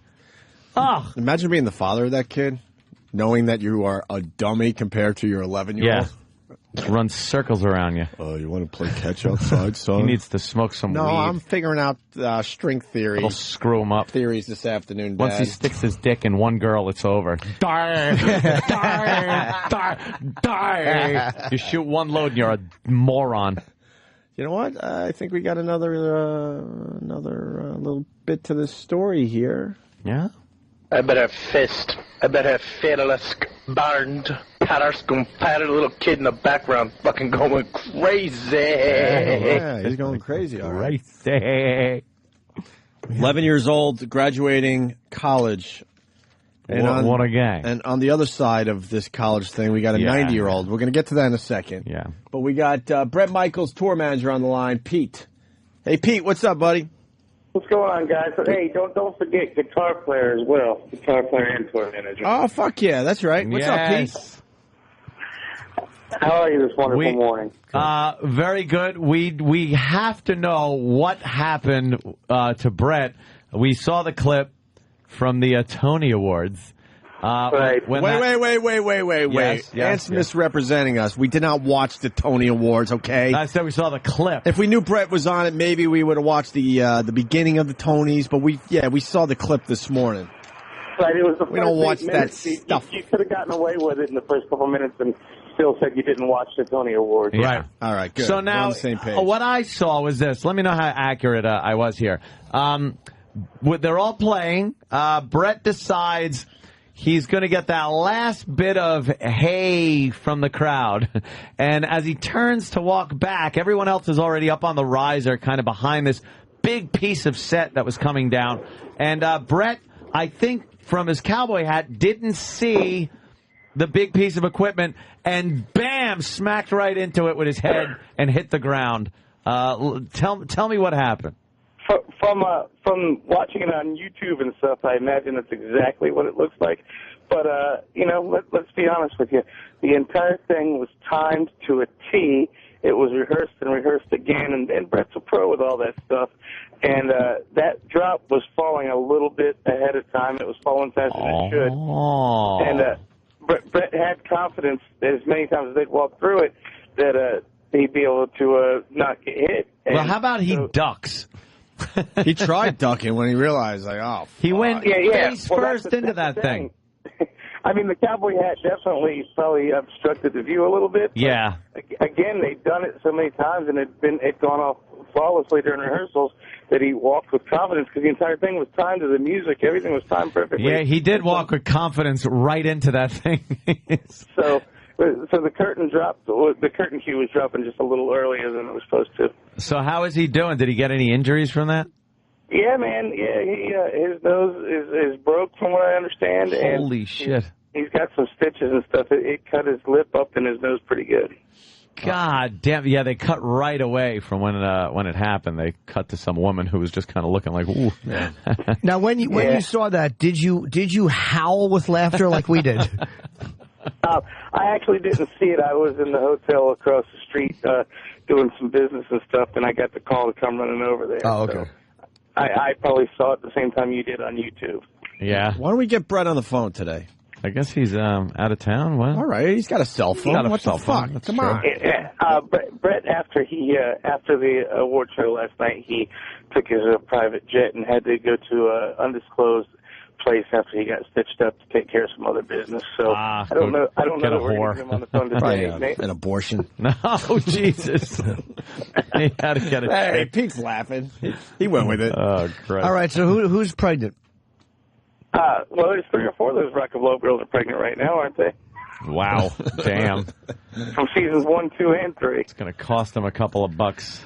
Yeah, well, yes, sir. We're glad luckily he's got the money to spend. So yeah, we're glad he's okay. Only a broken nose. That's all right. And a lot of exposure today. Face plant. I would take I think I would take a broken nose for a lot of exposure. I think you guys are happy. It's all over the place. That's kind of the way he was at the end of it. You know, he you laugh a little bit. I mean, he's been through motorcycle accidents and fights on stage. You know, Bob Dole threw the bass at him pretty hard a couple of years ago when he finished the set. So it takes a lot more than a steel backdrop to keep Bret Michaels down. Bret Michaels walking into cubes. Yeah, no way, no how. Hey, I got to tell you, do they still call him Behind the Music? Because Bret Michaels Behind the Music, or whatever the hell they call him these days, one of the best ever. You know what? E! Entertainment did the Bret Michaels True Hollywood Story. Okay, right. A couple months ago. And then actually in 2 weeks they're doing, VH1 is going to air the new Bret Michaels Behind the Music, which is really cool because really, you know, of artists that have gone solo, be it like Sammy Hagar or Vince Neil, this is the first time VH1's ever singled out the artist as opposed to the band they were originally with. So it's a big deal, and they're going to air it in a couple weeks. Yeah, he's had a lot of stuff happen in his life. You wouldn't believe it. There's more stuff? This is just the beginning of the rise of Bret Michaels. Next year, you're going to see some amazing things. The autobiography comes out, and the book is just killer. It tells everybody everything you've ever wanted to hear, all the without being raunchy and stupid. And I mean, it tells all the juice you'd ever want to hear, but it tells it in a very intelligent and fun way. So cool. Yep. Well, what else? Yep. What else you want us to ask you, Pete? Jesus. Just wanted to know how a Brett Schnazzola was. Turning it into a 20-minute Bret Michaels commercial. I just want to know if he's okay, Pete. I didn't answer that. I was having a good time listening about the smart kid and his father. Yeah, I hear you. Well, we'll see you guys next time you're through New York. All right, Pete? You got it, man. Thank you very much. Yeah, and please tell Pete we say hey. And or Brett. I mean, Brett. Sorry. It's Monday. And, tell him we said hey and all that. You got it, man. All right, Pete. Thank you. Later. Thank you. He smashed his nose. Jeez, broken nose for Bret Michaels. What's the matter? You don't like your oatmeal today? I do. I hate that oatmeal. I do. That oatmeal sucks. I do. Downstairs. Nah. It's not award-winning. No. So we're talking about college graduates. And we say this every time this comes out. Yeah. You get one of these a year, maybe two. Ugh. This is your feel-good story, I guess. A 90-year-old Illinois woman gets high school diploma. Oh, fuck, she didn't even do the college thing? You got That's only high school? You suck. High school? You suck.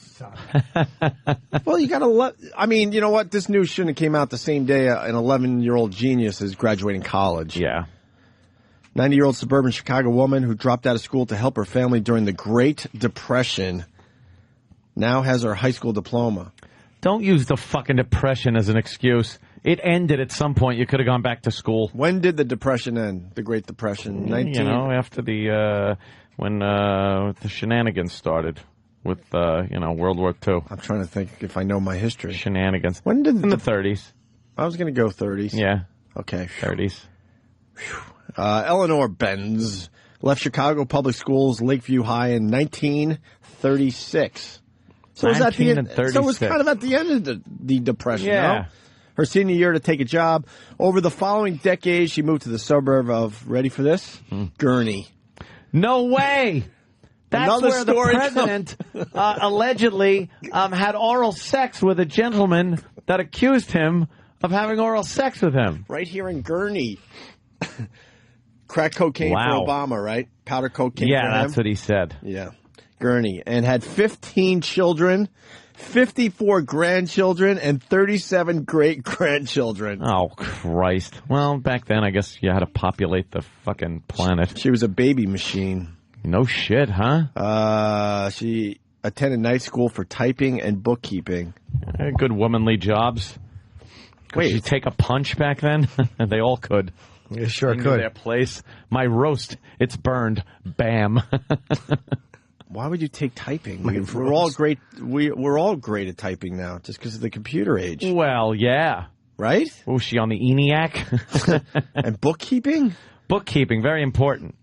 But she recently told one of her daughters that never completing high school was one of the greatest disappointments. Her children contacted the school, and they just gave her a diploma, it looks like. She didn't have to work for it. It says the school approved of her diploma, so it looks like she didn't even have to go back to school for it. Why don't they do that for me? I got to be 90. Take pride in the fact you don't have one, dude. Well, you swear all you have to do is complete gym, too, right? All I fucked up at is was that real? Some gym credits. Yeah. What a fucking asshole. Yeah, I know. He's an asshole. I thought you were me. Nah. So go back. That's a funny sitcom. The older gentleman goes back and takes gym class. Here comes Anthony. Oh, yeah, I'm just fucking diddling the girls. Yes. Oh, he's the oldest kid in class. He gets them drugs and fucks their heinies. He's Anthony. He's older than the teachers, and he makes more money than the whole school. He's an alcoholic. He's Anthony. He needs 2 credits to graduate. He makes $8 million a year, but he wants the credits anyway. Why? I don't know. He's Anthony. Think how cool I could be pulling up in a high school in the Shelby. See, I'd have a nice car. I can invite the girls over to the hot tub to drink.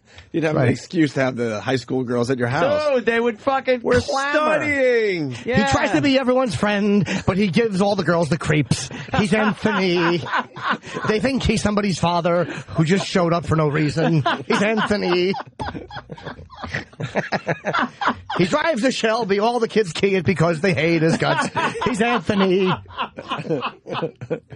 High school girls in your backyard. They say, we don't care if you have a jacuzzi. You're a creep. We all have them too. We're rich kids. You're Anthony. Stop acting like it's a spaceship, asshole. It's only a jacuzzi. It has bubbles. It gets hot. We get it. We get it. It's a long opening. It's a very long show. Sherwood Schwartz is created. Sherwood Schwartz. There's a lot of things. Oh, they're going to show Brett get smacked in the face? The video's big, and we just got the exclusive. Broken nose for Brett Michaels. They better quote our fucking show. His legs the press release isn't out yet, my friends. His legs came off the fucking ground when he hit that thing. He was walking.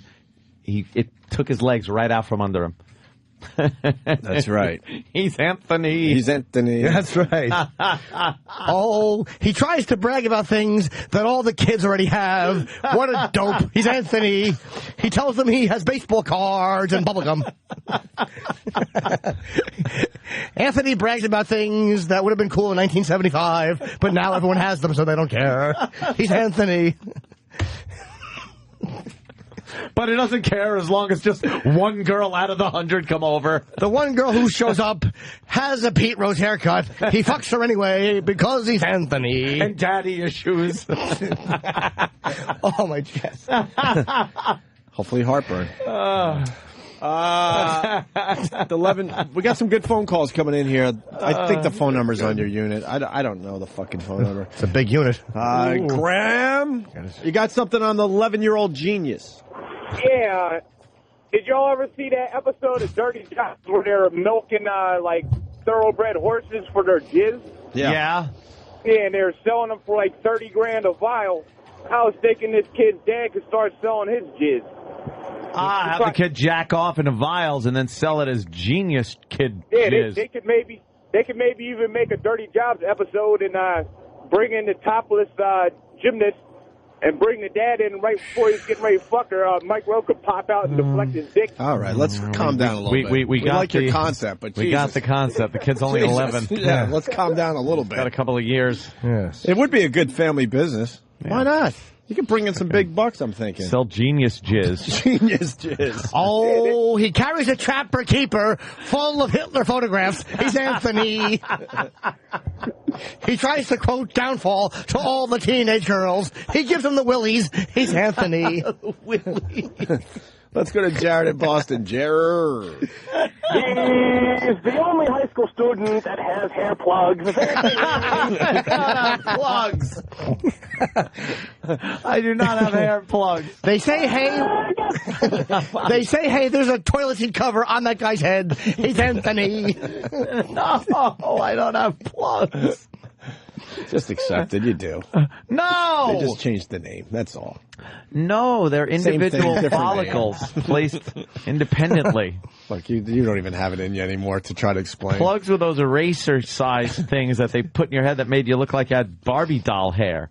These are very individual. Every hair is individually placed. Takes forever. Not forever, but, good fucking 10 hours. While all the kids are having a catch, Anthony's passed out with guns in his hand. He's Anthony. The show should be 25 minutes of the opening song, and then maybe 5 minutes of actual... 5 minutes of me trying to do pull-ups for or credits. something. Yeah. Running through the gym. I forgot. Yeah. Well, I got to run through gym class.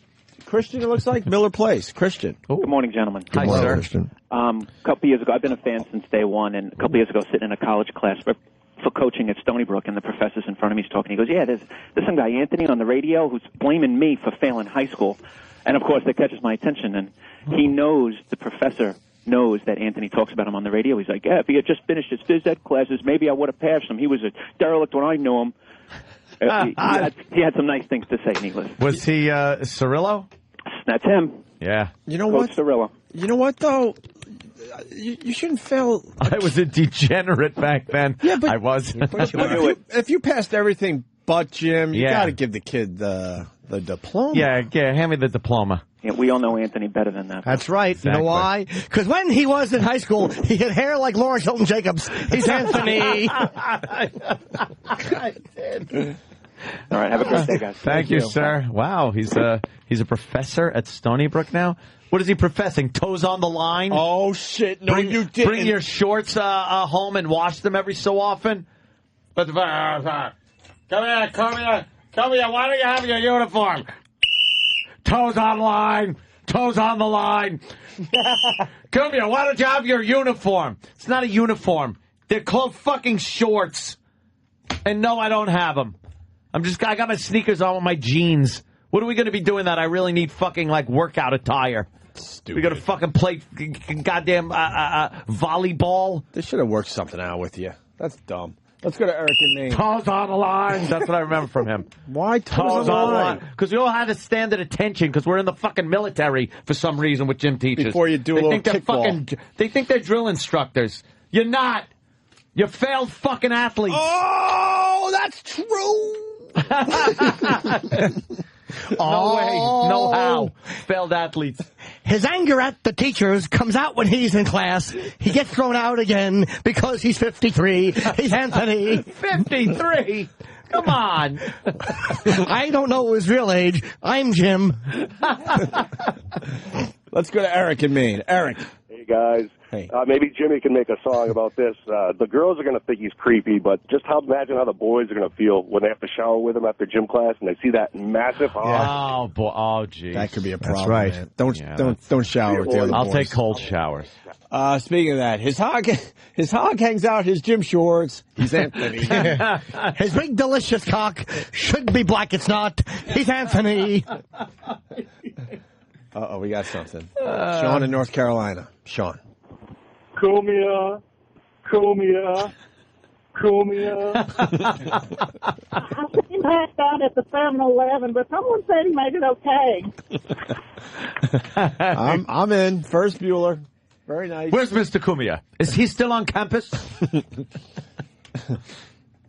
I think I saw him by the food machine. Maybe you could get a little Rudy moment. You go back to high school and you get on the football team or something. Oh yeah, that's what I would do. Carry off the field going Cumia. Yeah, that's exactly what I would do. They carry him off the field because he's been tackled by a 6'5" guard and is paralyzed below the neck. Dead. Yeah, they have to carry him off and get a fucking tube so he can breathe. But then they Blow into this, funny man. Then they go, he's suffered enough, so they give you the diploma. Yeah.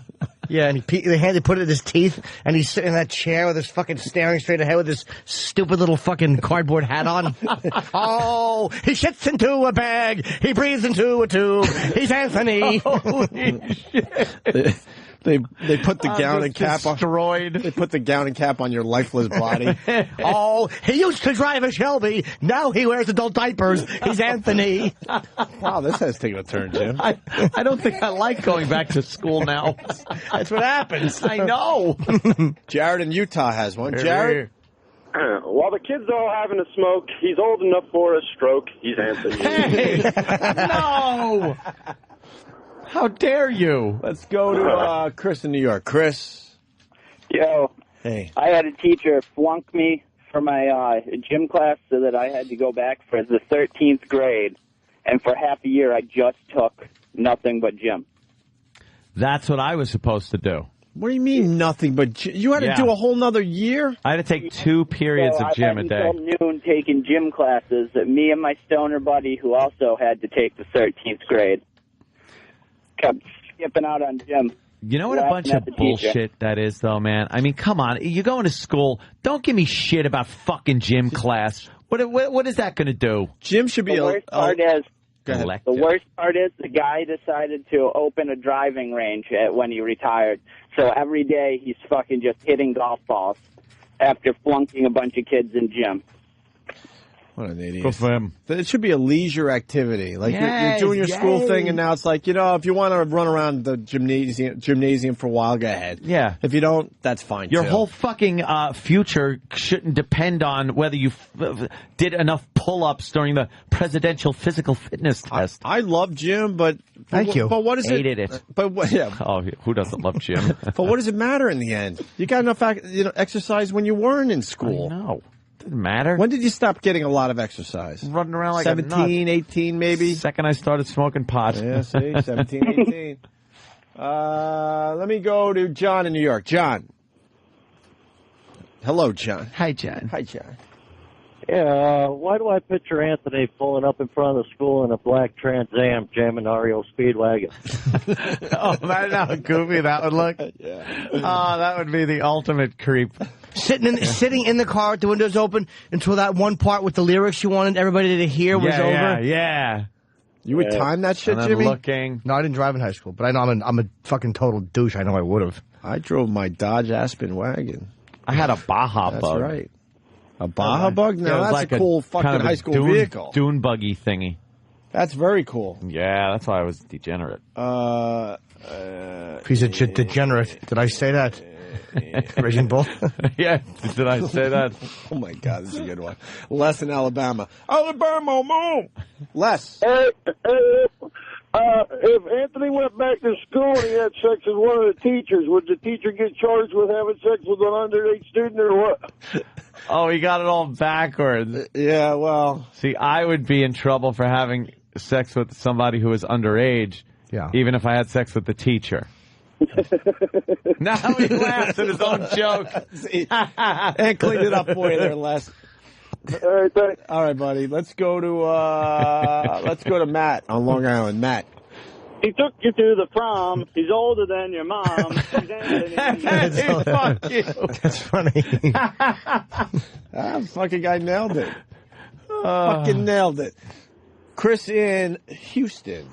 Hey, guys. What's going on? Hey, Chris. Go back to 1959. Hop in the DeLorean, Anthony. Get your diploma there. And I'll fit in at, yeah. That's bullshit. Do you go to Hill Valley High School? You don't care, right? About a diploma? Yeah. I don't even think about it. Yeah. I could give a flying fuckaroony, as they say. Doesn't matter to me. School's a waste of time. Fuck it. Who cares? School? Forget about it. A few classes were worth it. Not me. And the socializing was very worth it. Got you prepared for the real world. Yeah, the rest of it was bullshit. I did a lot of socializing. Bullshit. That's all I did. No way, no how. It was the book hands. Reading books. Fuck no you. way, no how. Never. Oh, he quotes a lot from The Shining, and none of the kids have seen it, so they think he's retarded. He's Anthony. Oh, I hated kids like this guy, Joe in Jersey. Joe. Hey, what's going on? I went to school in New York City, and my senior year of high school, I had my gym class as my last class of the day. I had a 1 to 5 schedule, only had 5 classes. I was on the baseball team. The baseball coach was a gym teacher. He tells me, "Hey, Joe, this is your last class?" I'm like, "Yeah." He goes, "See you in June." I said, "I'll see you in June." Never went to class all year long. Passed with an A, whatever. My 2 buds tried to do the same thing. They had to go to summer school to graduate. Oh, what were you doing to the coach that he gave you a little favor there? No. Yeah, they were the coach's pets, you know, because they were on the football team. So I was one of the better players. Yeah. You know what? I kind of hated guys like you, but it makes sense if you're, you know. I practice after school every day playing for the high school team, whether it's baseball, football, whatever. Yeah, why would you have to take gym too? It's a waste of time. Coach Cirillo. Cirillo. Not working out as it is. Yep. But my senior year classes were even worse. I mean, this was New York City schools in the 1980s. Like, yeah, I'm around the same age as Opie. My first class of the day was ceramics. My second class of the day was English. All right, I had to go there. Then I had homeroom, independent study photography, and sports history. That was it. Then I went to McDonald's, and I was done for the day. History. 10:30. What, do you fucking go to school, or is that Trivial Pursuit? Come on. Sports history. School, man. That's not a class. But that's what it was. Oh, what a fucking clusterfuck. I got so screwed. Stupid Coach Cirillo. See what he said? That I was a degenerate. He did catch me smoking pot, though, outside. I was smoking a big... I took such a huge hit off of this doobie outside, and I'm holding it in, and it was by the back gym doors, and they fling open, and there's Cirillo, like right in front of me. He took his pointer finger and jabbed it into my stomach immediately, and I just went, and just blew pot smoke out. And he's like, get to the office. That sounds like a John Hughes film. It absolutely happened. He poked me, because he knew, like, kids smoke pot back there. So he was listening. Why are you smoking pot right at the door? Because then you were the cool guy that smoked pot by the door, even though the gym teacher came out every so often. Oh. Yeah, high school fucking thought pattern. Yeah. So he would listen, and if you're out there and he smelt it and stuff, he would fling that door open and just poke you in the gut. And you go, "Huh!" And I just blew a big fucking thing of smoke out in his face. What an And he goes, go to the office. Go to the office. Now. Yeah. What is this about? This is just mean, Aunt. Dave in Tennessee. Hey, Anthony, you're that guy that shows up at the party, 50 years old with a Letterman jacket and middle pattern baldness. Well, you got the middle pattern baldness taken care of. A Letterman jacket. And I'm not 50. Shut up. Jesus. And I don't have a Letterman jacket. I show up. Hey, girls, I lettered in track. That was an accomplishment. Fuck that. I lettered in track. Oh, you did? Yeah. All right. Do you still have your jacket? Now you're making fun of me. Do you have your jacket? Oh, hell no. Let me say hi to... Did you have a big H for Harderfield on your... I still have the big H. I never put it on anything. Did you wear it? No. Did you ever wear it? Yeah. I got the big H for being on a varsity team. Should have been followed by IV.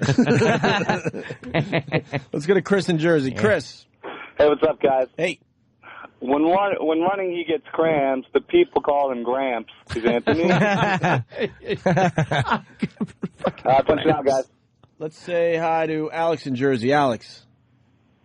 Hey, what's going on, guys? Hey. Hi. Yeah, my gym teacher wouldn't pass me, so instead of going to summer school, I just dropped out my senior year and got my GED. Took the year off, went to college. And then I ran into him a couple of years later, and he shit his pants when I told him how much money I was making.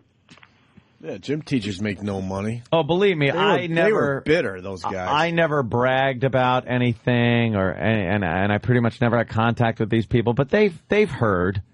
I know a few people that I talked to that have talked to certain teachers that I went to school with, and they've heard of my accomplishments throughout the years. So yeah. Sorry I didn't fucking get your diploma from your fucking school. I think most teachers don't get it. Like, they should be embracing people like yourself in high school. But instead, maybe I would have made a donation to their radio program. Maybe I would have. Maybe that's what it'll take to get a diploma. No way, no how. Say, look, I'll make a donation to your radio program. I know they had a radio program. Mm-hmm. And I'll say, yeah, I'll buy you some equipment with this little donation. You give me the old sheepskin, and we're fucking quid pro quo. I got my diploma. Mm-hmm. For what? What do I need a fucking diploma for? I got a GED 3 years after I got sober, which was probably I was about 21. I just didn't need it. And that's not a diploma. Yeah. A fucking diploma. General equivalency. A general equivalency diploma. I've never seen the phones lit like this to talk about gym. We're talking about high school dropouts. What do you think our listeners are all college? Yeah, Talk about Menzo. Watch the phone fucking go blank. Barry. Yo. Hey, Barry. Hey, man. Now, check this one out. Now, I was a state champion and all that in track. I'm the opposite of the guy who got the free ride from the gym teacher. I got failed. I got an incomplete because I refused to take gym. I refuse. So you got here he is, Barry. He's a great athlete, and the gym teacher fucks him over. Yeah, basically. Don't you take gym to be a better, I don't know, athlete or something? Yeah, you would think. But if you're already a great athlete, then why would you fail gym because you're not really going because you're a great athlete, like playing on the team? Right. Doesn't make sense. Oh, Barry's gone? All right, whatever. Let me say hi to Kirk in Kentucky. Kirk. Yeah. Guys, I'm 16. I'm still a junior. Okay. Is that You bad? got any advice on how to make it through the next 2 years? I've been listening to your show since I was 12. Well, I got Wait a two minute, more wait a years minute. in this bitch. Wait a minute. There's freshman, sophomore, junior, senior. Yes. So you only have one more. No, junior. I'll be a junior. Oh, you'll be a junior. we're in summertime now, so that makes sense. Yeah, He's got junior and senior year to go. Junior and senior, you're 16, 17, 18. Okay. What kind of advice do you need? Why, you having trouble? You seem to have made it so far pretty good. I don't want to drop out and then you pick up some chicks. Oh. Well, then just leave. Fuck it. No, I've always regretted not graduating because it did hold me back for things I wanted to do. Not the high school diploma, but the need to have one in order to go to, like, college. I would have done that now. I need to go to college. Knowing what I know now, I would have done that. And although you I would have known that I would have gotten into radio, so I'd have said fuck it a lot earlier. I think you wanted to go to college. You like getting knowledge. I wanted to go to college. Did you really? Actually, I wanted to, get laid. I wanted to go to, like, I wanted to be in the ROTCs. Oh, really? I would have liked to have, joined, like, officer training school. Yeah, why didn't you join the military? I was afraid. For real? No, because I fucked up in school and everything. And I knew I could just go in as the enlisted guy like my brother did. I wanted officer training. Oh, I see. So if you got the diploma and all that. I would have had to have, gone to school and shit. I want your D-O-R. D-O-R. Drunk on request. I could do that for you, sir. I was watching Navy SEAL training on the military channel. Holy fuck. That Hell Week they put them through. Oh, I can only imagine. Unfucking believable. That they're eating and falling asleep. They don't let these fucking guys sleep. They got to carry these huge fucking 150-pound boats over their heads with the rest of their boat squad. And the whole time, the instructors are throwing sand at them and shoving, like, oars full of sand down their back. So they're all chafed up and cut. And then they make them go into freezing cold water and just sit there. Oh, it's horrendous. And then there's the bell, and people just get up, ding, ding, ring that fucking bell. You want to ring that bell? You want to ring that bell? Get out. And it's just the guy in your face. He doesn't even talk to you. He talks through a bullhorn right into your face. Come on, what's your problem? What are you doing? Get over there. Now, because you did that, the rest of your guys have to do push-ups. And then you just stand there like Private Pile with your thumb in your mouth as the rest of your guys do push-ups. And just the SEAL training looked fucking horrifically tough. Isn't it an hour a night they get to sleep for a week? Yeah, it's like even that is inconsistent. And then they eat, and when they're sitting in the mess hall eating, they showed these guys literally falling asleep in their food, and then they try to stand up because they've been active the whole time. You know how when your legs freeze up on you after you've been active for a little while, and they're like walking like they're crippled. And then back out, same fucking thing. Lift that goddamn boat over your head, run around with it, digging holes. Where do you see this? This was on the military channel. You can find it on the old YouTube or something. And dude, the food, like after they put the food in the garbage, that's what they make them eat, is the fucking garbage. Oh, I've seen that too, where they have, because it's all just guys eating food. It's nothing. It's not from. It's like they cook them food, they eat it, and whatever they throw out, that's the next meal. Like they have to eat that. I've seen that too. They're constantly throwing sand at him too. It's like that's got to be so fucking annoying. And then they make them lock arms and lay in the surf as the tide's and coming. it's fucking cold. You just see these guys shaking. They're freezing cold. And then you have to run with all your equipment on into the water, roll around, and then run back within 60 seconds, or your fucking the squad you're in has to do push-ups. So you have to fucking do it, or else you fuck your guys over. How many guys we lose every year? I think there were. No, I mean lose. Oh, dying? I don't know. They started out something like one squad started out with 30,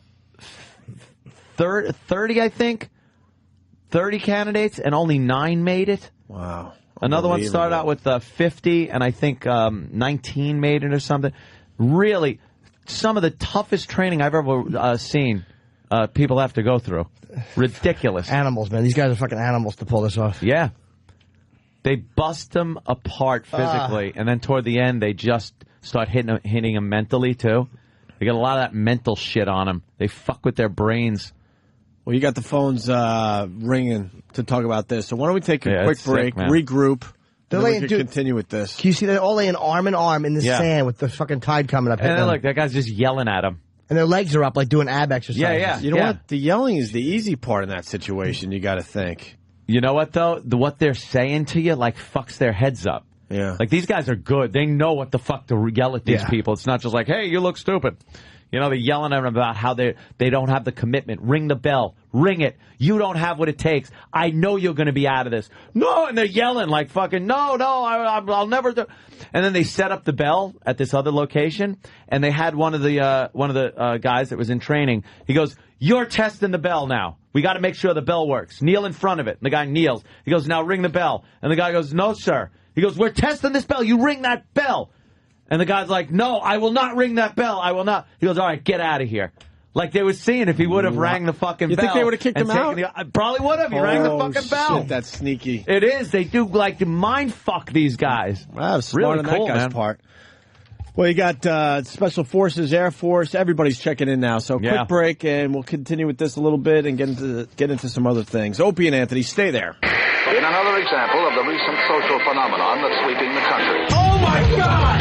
Radio personalities Opie and Anthony. That's sweeping the country. I will eat an ass like it's filet mignon. Eat that pussy. Close your eyes and eat that pussy. Go ahead. They lack the moral standards and values of our heritage. Opie and Anthony, which has given us our rich institutions and laws, the principles of that heritage, but they advocate their virus. Sirius 197 XM 202. Man, I got to listen to that show. Yeah, right? Sounds exciting. Make us sound like rock stars. Let's go to Brew in D.C. Brew, what's up? Hey, what's up, boys? Hey, Brew. So, I made it through Special Forces training, like all 24 days of selection process, and still didn't get picked.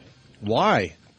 Because they test you on all sorts of different things, like teamworking abilities and some psychological testing and so on. So you go through all that brutality, and they're like, sorry, not this time, but hey, you're welcome to come back. Little don't ask, don't tell going on in your life there, sir? No, actually... they gave you a hot dog and you sat on it? No. You failed the homosexuality test? No, actually, my 14-mile ruck time was slow. Oh, yeah? Wait, your 14-mile what time?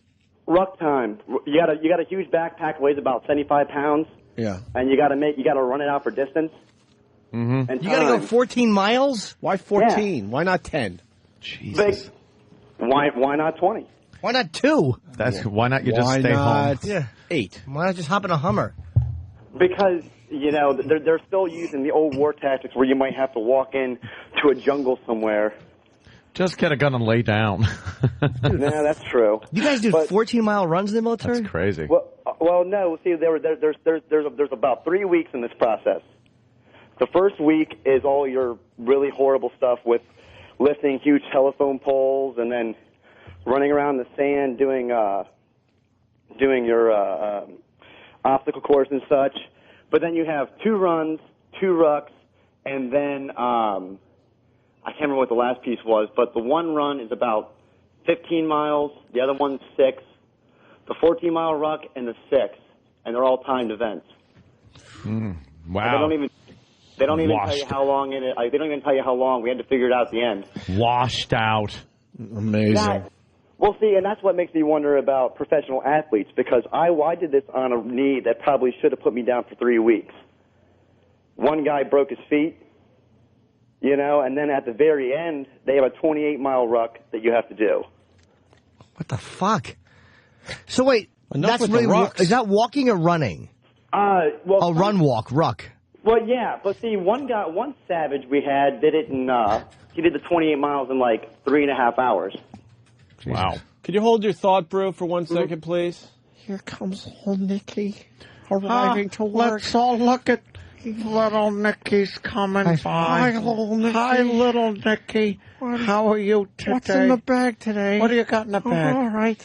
Little Nicky. Looks like Ross's purse. Brew, back to you. Yeah.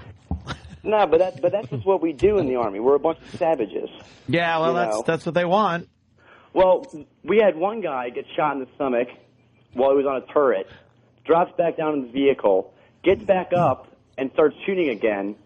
But then the second shot got right in the crotch area, so he had to lay down for a bit. Is he alive? Ow. Yeah. Jesus. A couple of tough shots. Yeah. They were just animals. Yeah, thank you, sir. Crotch critter brings up a good point. Okay. Hey, crotch critter. Hey, what you're forgetting is that before these guys even get to the point to where they're at the school, these dudes are freaking monsters. Yep, good point. They've gone through all kinds of training to begin with. We had a guy in boot that down in Sandog. He was seal-qualled in boot camp, and this guy was built like a brick shithouse. Dude, you are absolutely right. I was watching the show last night, and all I kept thinking was, they are fucking monsters, these guys. You can't just get a guy that goes, yeah, I want to be a SEAL, and jump in there. You have to start out as being a big fucking football player kind of guy. Plus, you need certain kind of military service anyway to even qualify for this. You can't just come in off the street and say, I want to be a SEAL. No, you go through you go through basic training, and then you can I think after that you can sign up, can't you? Well, what it is like right out of basic? Yeah, well, this guy, they had seal qual right there, and you do your regular physical fit test, and you have to do like X amount of push-ups, sit-ups, all that kind of crap. Run with your boondockers on, I mean, the whole 9 yards. You're fully dressed out and everything else.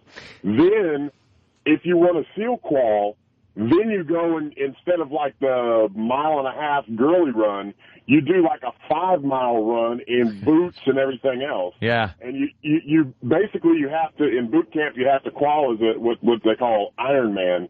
And then from there, you go and they have an opportunity for a certain amount of people to seal qual. We had one guy, and I swear to God, I know you guys are into the MMA stuff. This dude looked like he could whoop anybody's ass at all. I mean, he was, like I said, built like a brick shithouse. And he qualled. It's just, I mean, it's unbelievable what these guys Yeah, they got to be giant. I was watching, when I was watching this last night, they show these things that they have to do with the boats. They're these rubber boats, but they weigh like 100 and some odd pounds. And they have to put it on the ground and then real quick, bam, lift it up over their heads and hold it over their heads with their arms stretched straight up. And you see like their arms are shaking. And then they go, okay, put it back down. Now lift it back up. Jeez. And it's like, how the fuck do you do that? Let me, this is one thing that in boot camp there in San Diego for the civilians. But, what it is, I'm going to tell you this, you can do it right there in the studio. Get you a pen or a pencil, stand up between your index fingers, put the pen or pencil between your fingers, and hold your arms straight out in front of you. I guarantee you, after about 3 minutes, you'll drop it. Really? And that's just a pencil. Imagine a Zodiac with all your rucksacks in it, yep, and 6 or 8 guys trying to hold that motherfucker up in the air. Are there guys? Just put it on your shoulder. Just hold it with your arms extended up in the air. Jimmy's doing it right now, so let's see how long. Over your head? Hey, let me ask you. No, straight out, Jimmy. Now you got to start over. Are there guys, like, nobody probably aces this, but are there guys that have a fairly easy time with the physical, just guys that are just in shape motherfuckers? Oh, yeah. This guy that I'm talking about that was in our company, man, I mean, it didn't matter. I mean, he was doing like we had some little Guamanian guy about 4 foot tall that he led all the runs and everything else. He was one of the company commanders. And he sat there, and the guy that I'm talking about, every single time, a mile and a half run, I mean, he was the first one down the line. He was a guide on. We had like a little company flag and everything else. He's the one that held that and would run the whole entire time like it wasn't nothing. You get done after a mile and a half, and my fat ass is just sweating my balls off, and he's just sitting there, oh, okay, well, is that it? Can we do it again? Yeah, there are those guys that just fucking physical phenoms. It doesn't matter. You fucking do anything to them. They said after a while of this training, of like Hell Week, the physical part doesn't matter to the guys anymore. The ones that have washed out, and the ones that are left, pretty much you can't conquer them physically anymore. Really? So they try to break them down mentally to see if that's the end of it. And that sand, by the way, isn't just annoying on you. It gets under your armpits and actually causes cuts. It rips these fucking guys' bodies apart, the backs of their neck, on the collars. There was a guy that was doing push-ups as an instructor was taking an oar and taking oar loads of sand and shoving it down his collar behind his neck. And I would hate that. I would hate it. That's called making sugar cookies, by the way. The guy's laying when you're wet and rolling around the sand. He's rolling around covered in fucking sand. That looks fun. Yeah, reflect on that. That's fun, right? A lot of fun. Hey, imagine that. Crotch Critter, thank you, but I want to give time to some other people here. We got a retired Navy guy saying everyone's wrong so far. Let's see what's right, what's wrong. Tim in Phoenix. Hey, how you doing, guys? All right, Tim. The show. Thanks, Tim. Hey, actually, I'm a Navy chief. I retired April 30th. I finished up on recruiting. I'm not saying everybody's wrong, but these guys are actually prepared from the time they enlist for SEAL training. Oh, really? You can actually enlist as a SEAL now. Oh, so you go through basic as a prospect. Exactly. It's its own rank now. We have ratings in Navy. I was an air crewman in helicopters, so I did insertions and extractions. These guys actually, it's their rate. They do prep while they're on delayed entry prior to going to boot camp. At boot camp, they actually get taken out of their boot camp company and do special SEAL training, swim time, run. Once they get to Coronado, they actually have their own class where it's all prep prior to getting into school. Huh. So they actually are brought along. I mean, their training, you're looking at a good couple of years. Oh, here's a guy ringing the bell.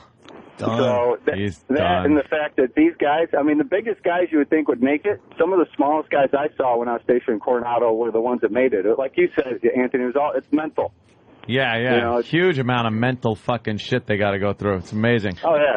But, sir, when I was in SEER school with these guys, and they were just the smartest guys. They were phenomenal. What would happen, though, if the guy was putting sand down your back, if you said, look, that really makes this difficult, and it's making this very uncomfortable to wear this shirt, if you wouldn't mind not doing that? Yeah, the sugar cookie thing. I did that in Pensacola when I was going through search and rescue school as a rescue swimmer. And, you roll around and you have to run around. Yeah, you chase a little bit on that. A little bit. I could imagine. That just looks unfucking comfortable. Because sugar cookies just sound so delicious and fun when you sign up. Yummy. We're going to be doing sugar cookies? Okay. Nice. Oh, boy. Let me move on to John in Cleveland. Thanks, man. Thank you, Tim.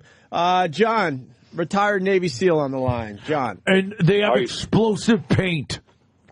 Thermite. What's up, John? Oh, not too much. How you doing? Good, man.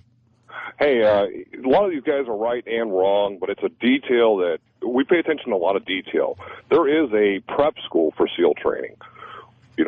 When I went through, there wasn't that, but there is now.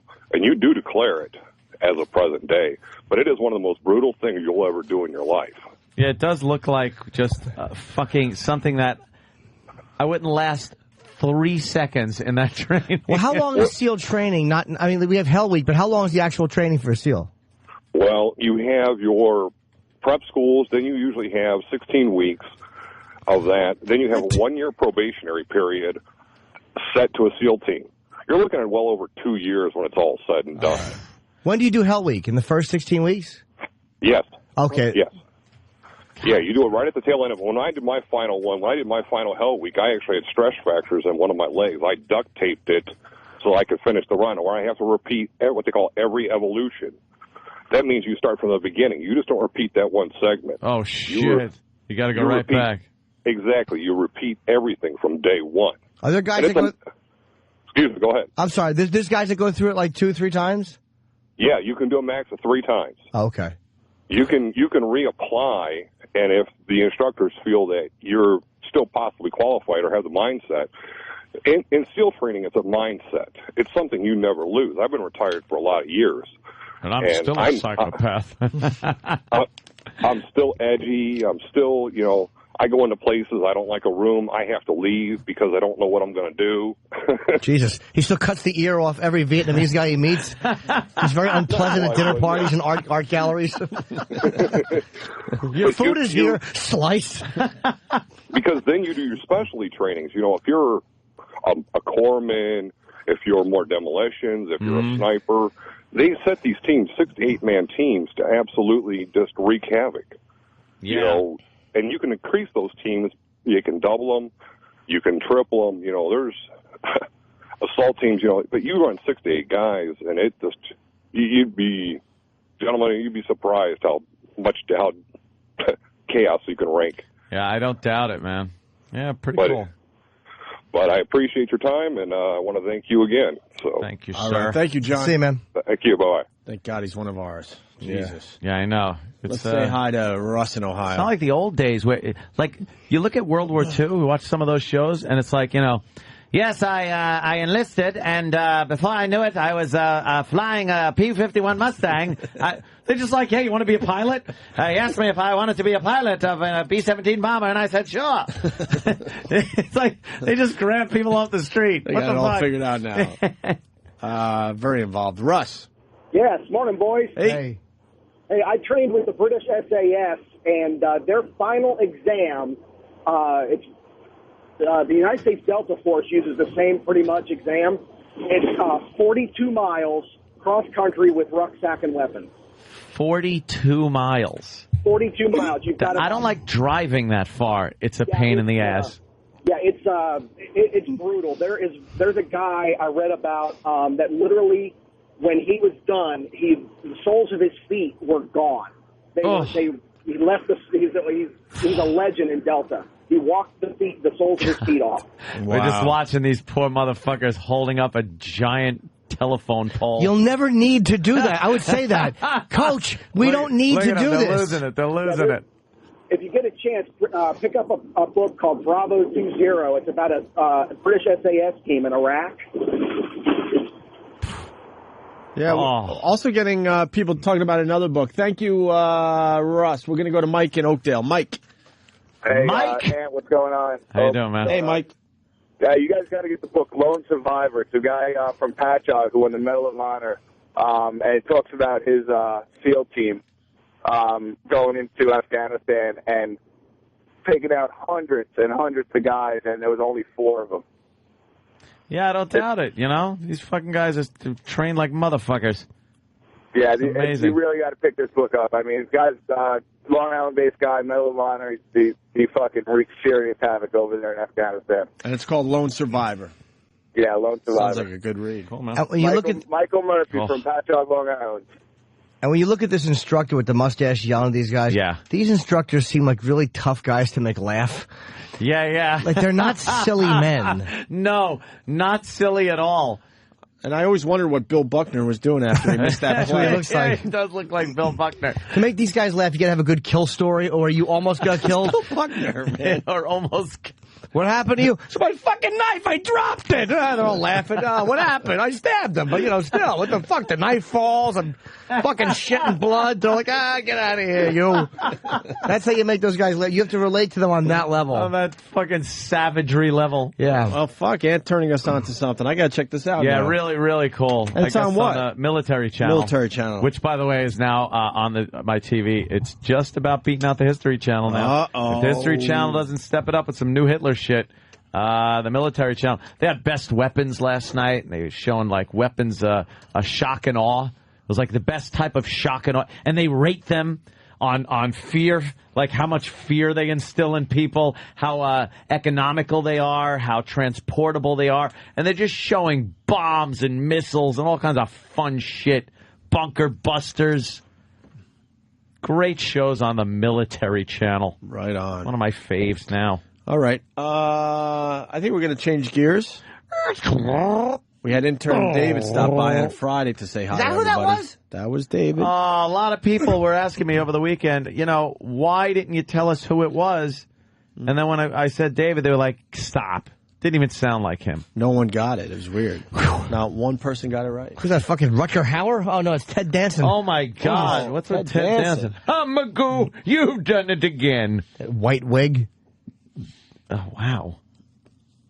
God, you realize how long ago Cheers was. God, Ted Danson, he's sitting cross-legged. What a long-legged asshole. Yeah, he's got fucking lanky spider monkey legs. Lanky guy. He's wearing big Coke bottle lenses in his glasses. Yeah. What happened? They look like shot glasses from Cheers, the bar. Oh, come on now. You pick that up, you can see Kirstie Alley's twat. Oh, you pick her bunt up. Let's go to Jason in Columbus. Jason?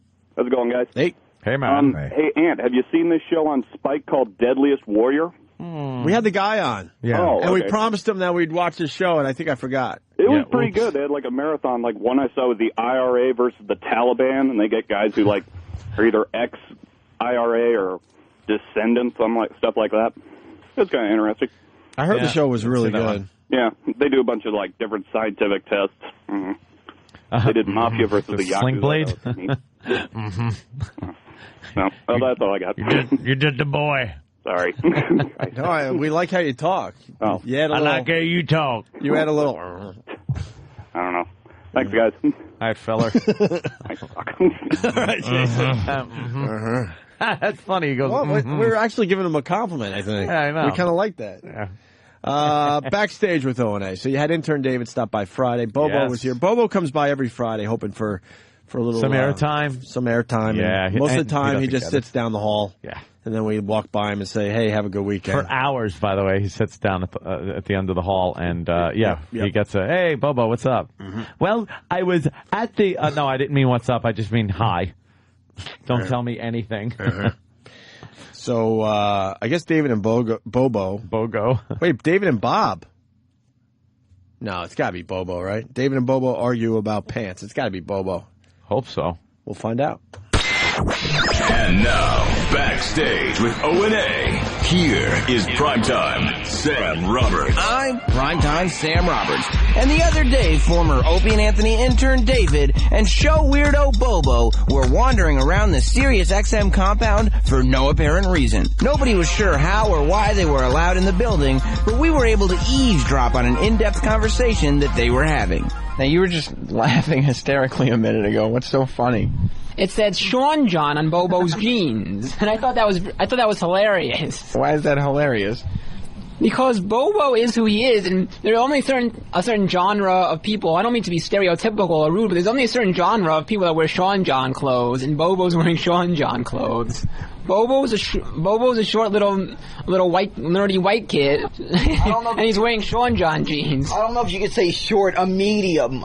What are you laughing at now? Well, not only is Bobo wearing Sean John jeans, he's wearing Sean John jeans with the zipper, the fly unzipped. Oh, jeez, Bobo. Is that true? I guess maybe I must have left it unzipped from the last time I went to the bathroom. When was that? A while ago. We left them to their devices for a while, but after a half hour we came back and found David and Bobo still arguing about pants. Who gave you permission to wear a black man's clothes, Bobo? I think FUBU would be considered more of a black thing than Sean John is. Sean John is black, Bobo. You're wearing... Bobo, are you stealing Sean John's clothes, Bobo? No, I'm not stealing Sean Puffy clothes, Joe. I don't go to his house in the Hamptons and say, Puffy, I'm gonna steal your clothes. And he comes out with a gun, and I'm running from Sean. A gun? Bobo, I didn't mean to get violent on here with a gun. I'm stealing a car from the Hamptons. I'm not playing Grand Theft Auto with Sean Puffy Combs' car. David, what on earth is he talking about? I don't know. What the fuck are you talking about, Bobo? What I was saying is that it wasn't designated for black people, right? I've seen white people wearing Sean John shirts. I've seen people wearing Sean John jeans. Bobo, you're not a black man, Bobo. Hearing David and Bobo discuss fashion trends and racial theory in such an academic and educated way was inspiring, to say the least. We still don't know how they got in the building, but we can only hope that they got hit by some sort of bus on the way out. I'm Primetime Sam Roberts, and this has been Backstage with O&A. Opie and Anthony. Jimmy from Jamaica. The island or in Queens? I'm going to go... I'm going to say Queens. Really? Yeah. Oh, that sucks. Hey, boys, the show's going great. I'm currently listening to the show naked. I've asked around O&A forums, and a lot of people say they listen to the show naked. Nude. Pretty weird. Yeah. You think there are girls listening to us naked right now? Yeah. Really? Definitely. Big fat girls are listening naked. Yep. And the hot ones, their vaginas are fucking drying up like they just got sugar cookies in Navy SEAL training. Yeah. We're repulsive. iPhone. The, what? Apple's going to announce the new iPhone today? Or some kind of big announcement. I can't stand that they fucking drag this shit out. I'm listening, and it's like, I'm listening to the news, and Apple today going to make a big announcement concerning their iPhone. And they already made the announcement of the 3.0 version on their website. You could go there and check it out and see the features and everything. But now, it's like, oh, now they're going to make the announcement. It's like, what announcement? How about I can just put the fucking thing out so I can go down there and buy it? I actually know what they're going to do to make this, because the phone service has been a little iffy. So they're going to hand out strings that people can do like the old days with the tin cans. Oh, is there going to be an attachment you can plug into the bottom, and it's just a piece of twine? But how are we going to walk around Manhattan, Jimmy? We're going to be running into everyone's string. Well, again, literal Opie. Well, you know, you're not wrong. And then they're going to have the apology app. So every time you can't get service, you press it, and the little voice goes, "I'm sorry, we took the deal. We shouldn't have." It's the apology. I still have no desire to buy the iPhone, my friends. You're most people in media. You're left in the dust. They have their iPhones. I like my BlackBerry. Left in the dust. You like your what? My BlackBerry. I don't say it the weird way anymore. Why? Because it got old. It's a BlackBerry. It's no. So there's something big coming out for that. What's the 3.0 doing? Oh, my God, it does everything. Like what? Yeah, explain. Can you download your fucking notes from your thing? Is amazing. They will have cut and paste. Ooh. They will have, I believe, their video. Are we looking at video? On the new phone. Yes, I'm not talking about just 3.0, my friend. What are you talking about, video? Fuck people downloading kind of shit video? to their old phones. I'm talking the new phone that's coming out. I could see video on mine. Sure, my BlackBerry does too. Big whoop. I could take out my flip phone and fucking make video. No, I'm not even talking about making. You can't watch video clips on your iPhone? Oh, no, I can watch them. So what are you talking about video? I can't make them. Oh, you can't make... What? I can't take video. I know. No, dude, if you crack it and you fucking fucking do this and make it void. What is it called? And null and void is... Jailbreak or whatever the fuck the term is? If you jailbreak it and... Wait, okay, no, I don't want to do that. I had no idea you can't do... Like, the BlackBerry, I can make just dumb primitive videos. Yeah. I can't do that. Why? I have to take a fuckload of pictures all at once and put them together, and then you flip through them like a book with a bunch of iPhones. You guys drank the Kool-Aid. No, they got you hooked. Phone. Yeah, but they're making you buy a new one every freaking 3 months. I don't care. Then they add the video. Then they'll add something else they should have had on the one you already have. More hard drive space. All right, why don't they do that right out of the gate? Because they have to do things. No, because they want you to buy about 5 or 6 phones within 2 years. You're right. Oh, look at all my apps. And it worked. I understand, they want you to keep buying their product, but they're ridiculous. You don't understand. What if you... Why don't you have a video camera on there, really? They will. Every phone has a video camera. It will on the next... but the iPhone was supposed to be the big, They wanted to get it out with all phone. the good Better than goodness it had everybody's. in it right away. So they did that. They held this shit back knowing that you would keep buying new phones. Yeah. Because why would you fucking not do that if you were a businessman?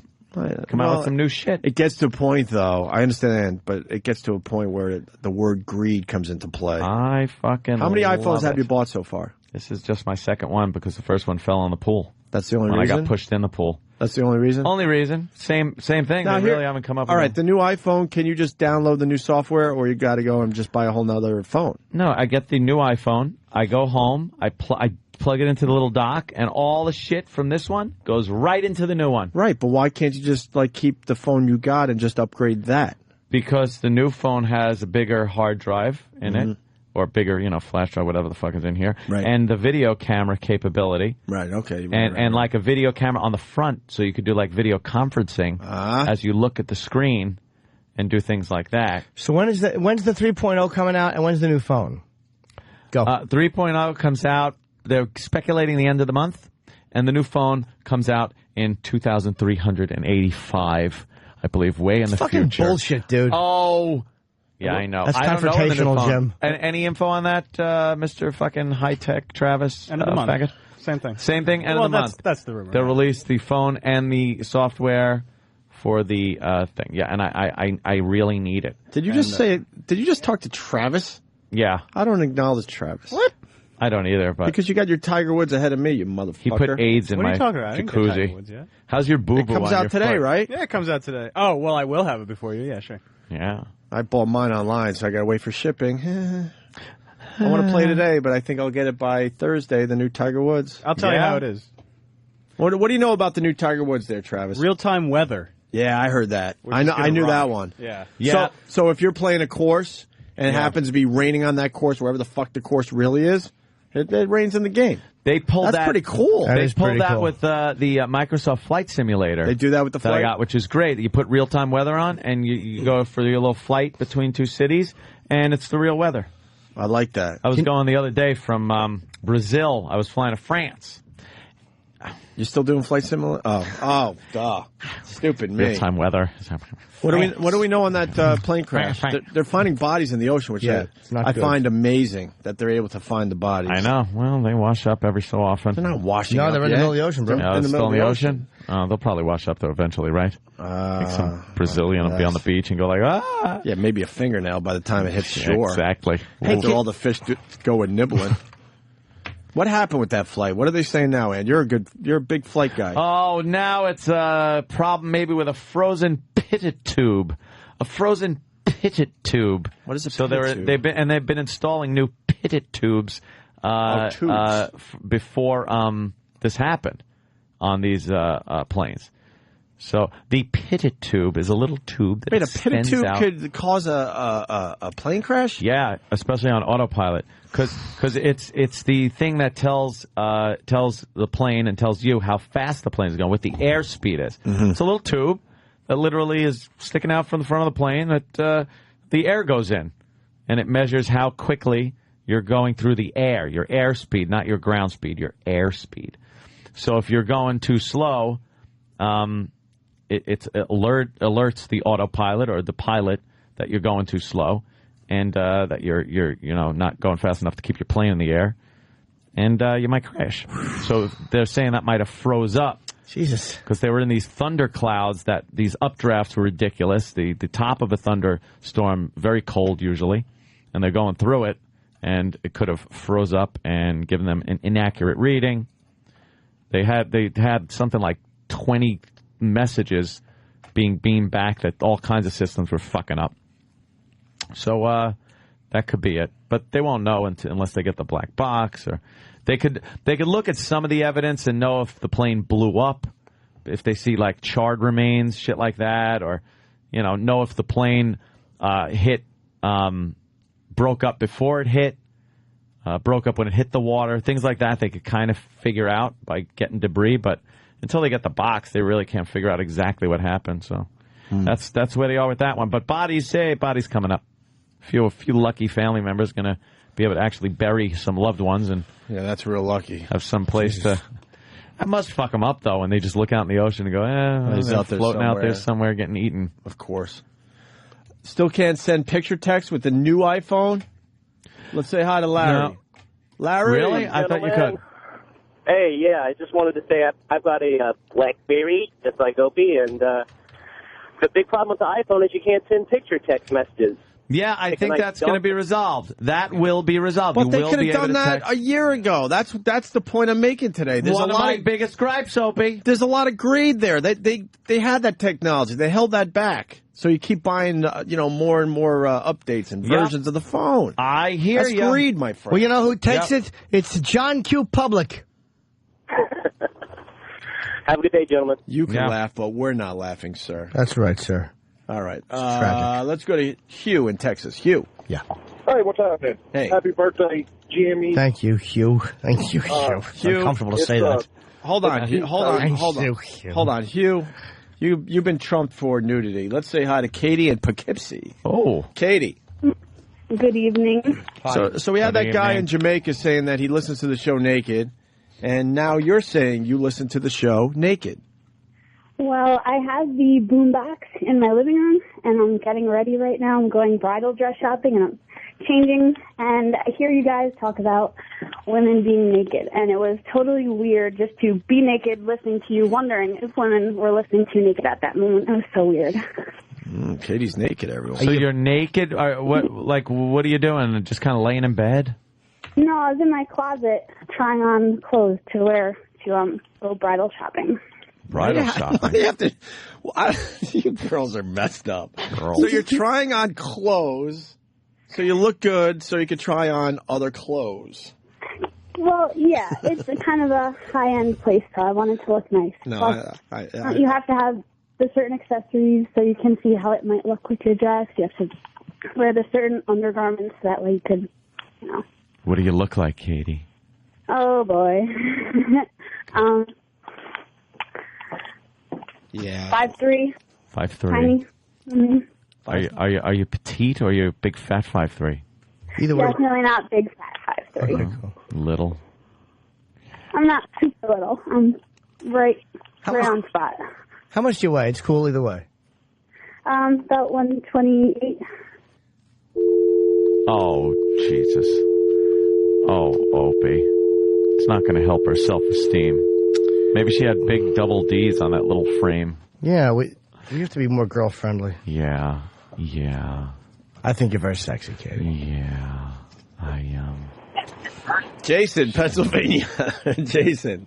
Hey, what's going on, guys? Yeah, with the pitted tube reader thing, what they're saying now is that in those storms, if it was giving a false reading, if they're going too slow, the protocol is to speed up. Where if it's given an inaccurate reading, the plane would have too much G-force and would just totally shred the plane. And if it was in the reverse order, the plane would have just basically dropped out of the sky. So they're thinking they sped up and the G-forces tore it apart. Wow. I heard it went too slow and kind of stalled. And when you stall in a storm, oof, a little hard to recover. I heard they were going at a medium pace, Ant. Medium? Mm-hmm. That's perfect. Oh, it is? Your porridge is perfect. Oh, shit.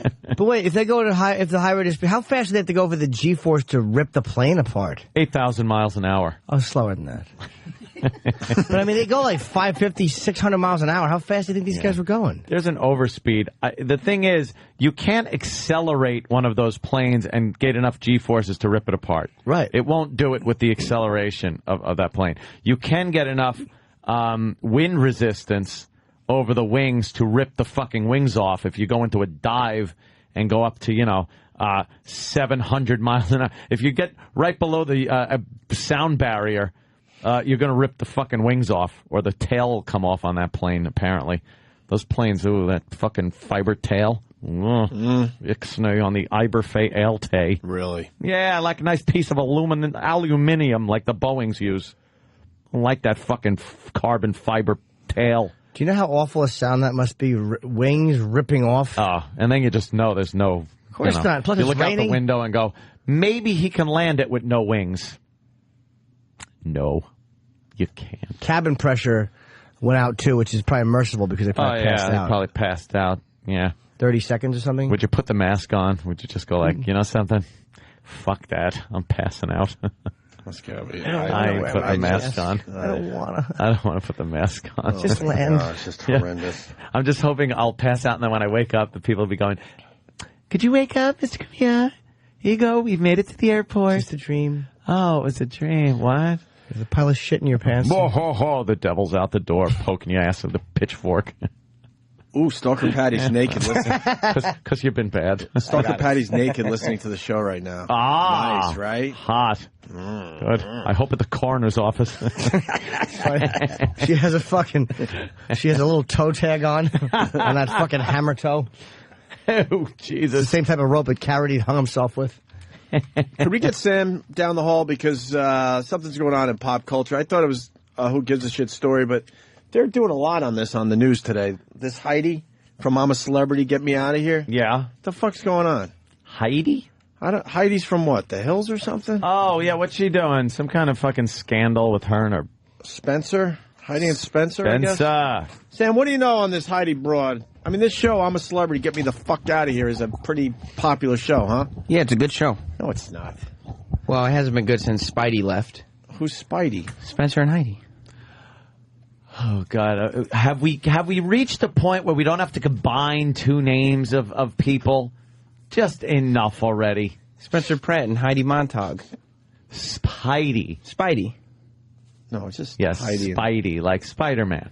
Yeah, kind of. Except it's SP whatever. E-I-D-I. I don't care. Spidey. What happened with this thing? People are watching this show. Yeah. I don't know why John Sally would agree to do this show. He does stand-up, too. He's a very talented guy. What is he doing on a show like that? Spencer Pratt's very talented as well. Fuck no. But they're trapped in the jungle and everything, and I guess They're not trapped in the jungle. they got to stay in there. They're at a Club Med somewhere. They're just keeping the other people away for a few weeks. No, let's be real here. Spidey thought that they were what jungle are they trapped in? I don't know which one it is. I bet you're right on the other side of the freaking camera is a Hilton. It's the Costa Rican jungle. Or a Ritz-Carlton. Oh, probably a Ritz-Carlton. Yeah. They got big spiders and Spideys? Stevie Baldwin got Stevie Baldwin? He got bit by like a spider or something. Yeah. What happened to him? Did he die? No, he ended up okay, but I mean still it's not pleasant. Really? Yeah. I mean these guys are big celebrities. They're not used to this kind of treatment. Hence the title. Exactly. That's the appeal. So you brought in some audio of Heidi and Spencer. Yeah. Spidey. And they're quitting, and now I'm hearing Heidi's like suing NBC because of her treatment. For what? What the fuck's going on, Sam? Well, they kept quitting and then not quitting. I don't know exactly what their status is on the show. Because when we left last week, they were thinking about going back on. Oh. Even though they quit like 3 times already. But is it a live show? Yes. Oh, it is? Well, it's live and they go to pre-taped stuff. Like they pre-tape the challenges and then, what's his name? Our buddy Damian Fahey is the host. Yeah, Damian's a cool guy. Yeah. We like him, but the show sucks. Well, it sucks without Spidey, I'll say Isn't that. it Survivor? It's kind of like Survivor. It's but like an easy version of Survivor, right? They're celebrities, though. Not for these shows. But they're not. I saw the lineup. Who's a celebrity? John Sally is. Frangela. Who? The comedy duo. That does Best Week Ever? Yes, except 2 big black broads, right? One of them got voted off, though. Wait, Frangela? Frangela. Is that 2 people? It's Francis and Angela. Look. No more! See, you and we need kind of a combined name, because that's the new thing. Oh. They go on stage as Frangela? Anthopy. No, I don't like that. Oh, Panthony. No, stop already. But that's got... Granthony. Openy. Openy? That's what people say. All right. Openy. They get it all wrong when they say that. Is this audio worth playing? Sure. Someone's saying... Samget.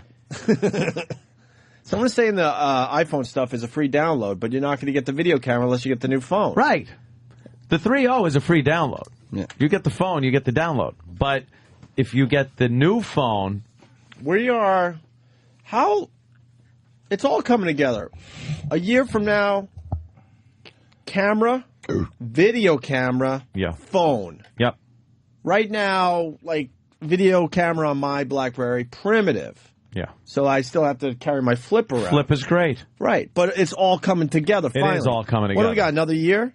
I mean, I got. See, that's why my camera's at 3.2 megapixels. Yeah, that's pretty good. But it needs to be a little higher, right? But that's where you don't get it. you beat up the iPhone. It's more than the video, the camera, and the phone. That's right, it's the lousy service. You know something? My AT&T service is no better or worse than every other service I've ever had, and I've had every single one. I've had Sprint, I've had Verizon, I've had them all. Ants really has never had a problem with his cell phone service. Occasionally I'll be talking and it'll cut out, and I'll be like, fuck, I have no signal. But it's happened with every phone I've ever owned. No, but I can't say it's awful. I know what direction you're going in, but I just got to say, I'm not saying BlackBerry over the iPhone or anything like that. I'm just talking about technology in general. We're about a year away from having those three things all in good, one. right? All really good, where you don't have to shop around for a video camera anymore or a nice digital camera. It's all going to be right there for you. Well, let me one thing you throw in your pocket. Nice. On what's happening with the iPhone, it's taking away from a lot of gaming companies. Mm-hmm. These apps, the games that are coming out for the iPhone, are they getting better? Are very good. The graphics even look great. They're fun little entertaining games. I mean, it's not like looking on a big monitor and having the inputs that you do when you have a keyboard and a mouse. But how does it compare to the PSP? People, very, very comparable. For real. There's some great fucking games. Have you played the PSP? Sims 3, yeah. PlayStation Portable. And you're saying it's comparable? Yes.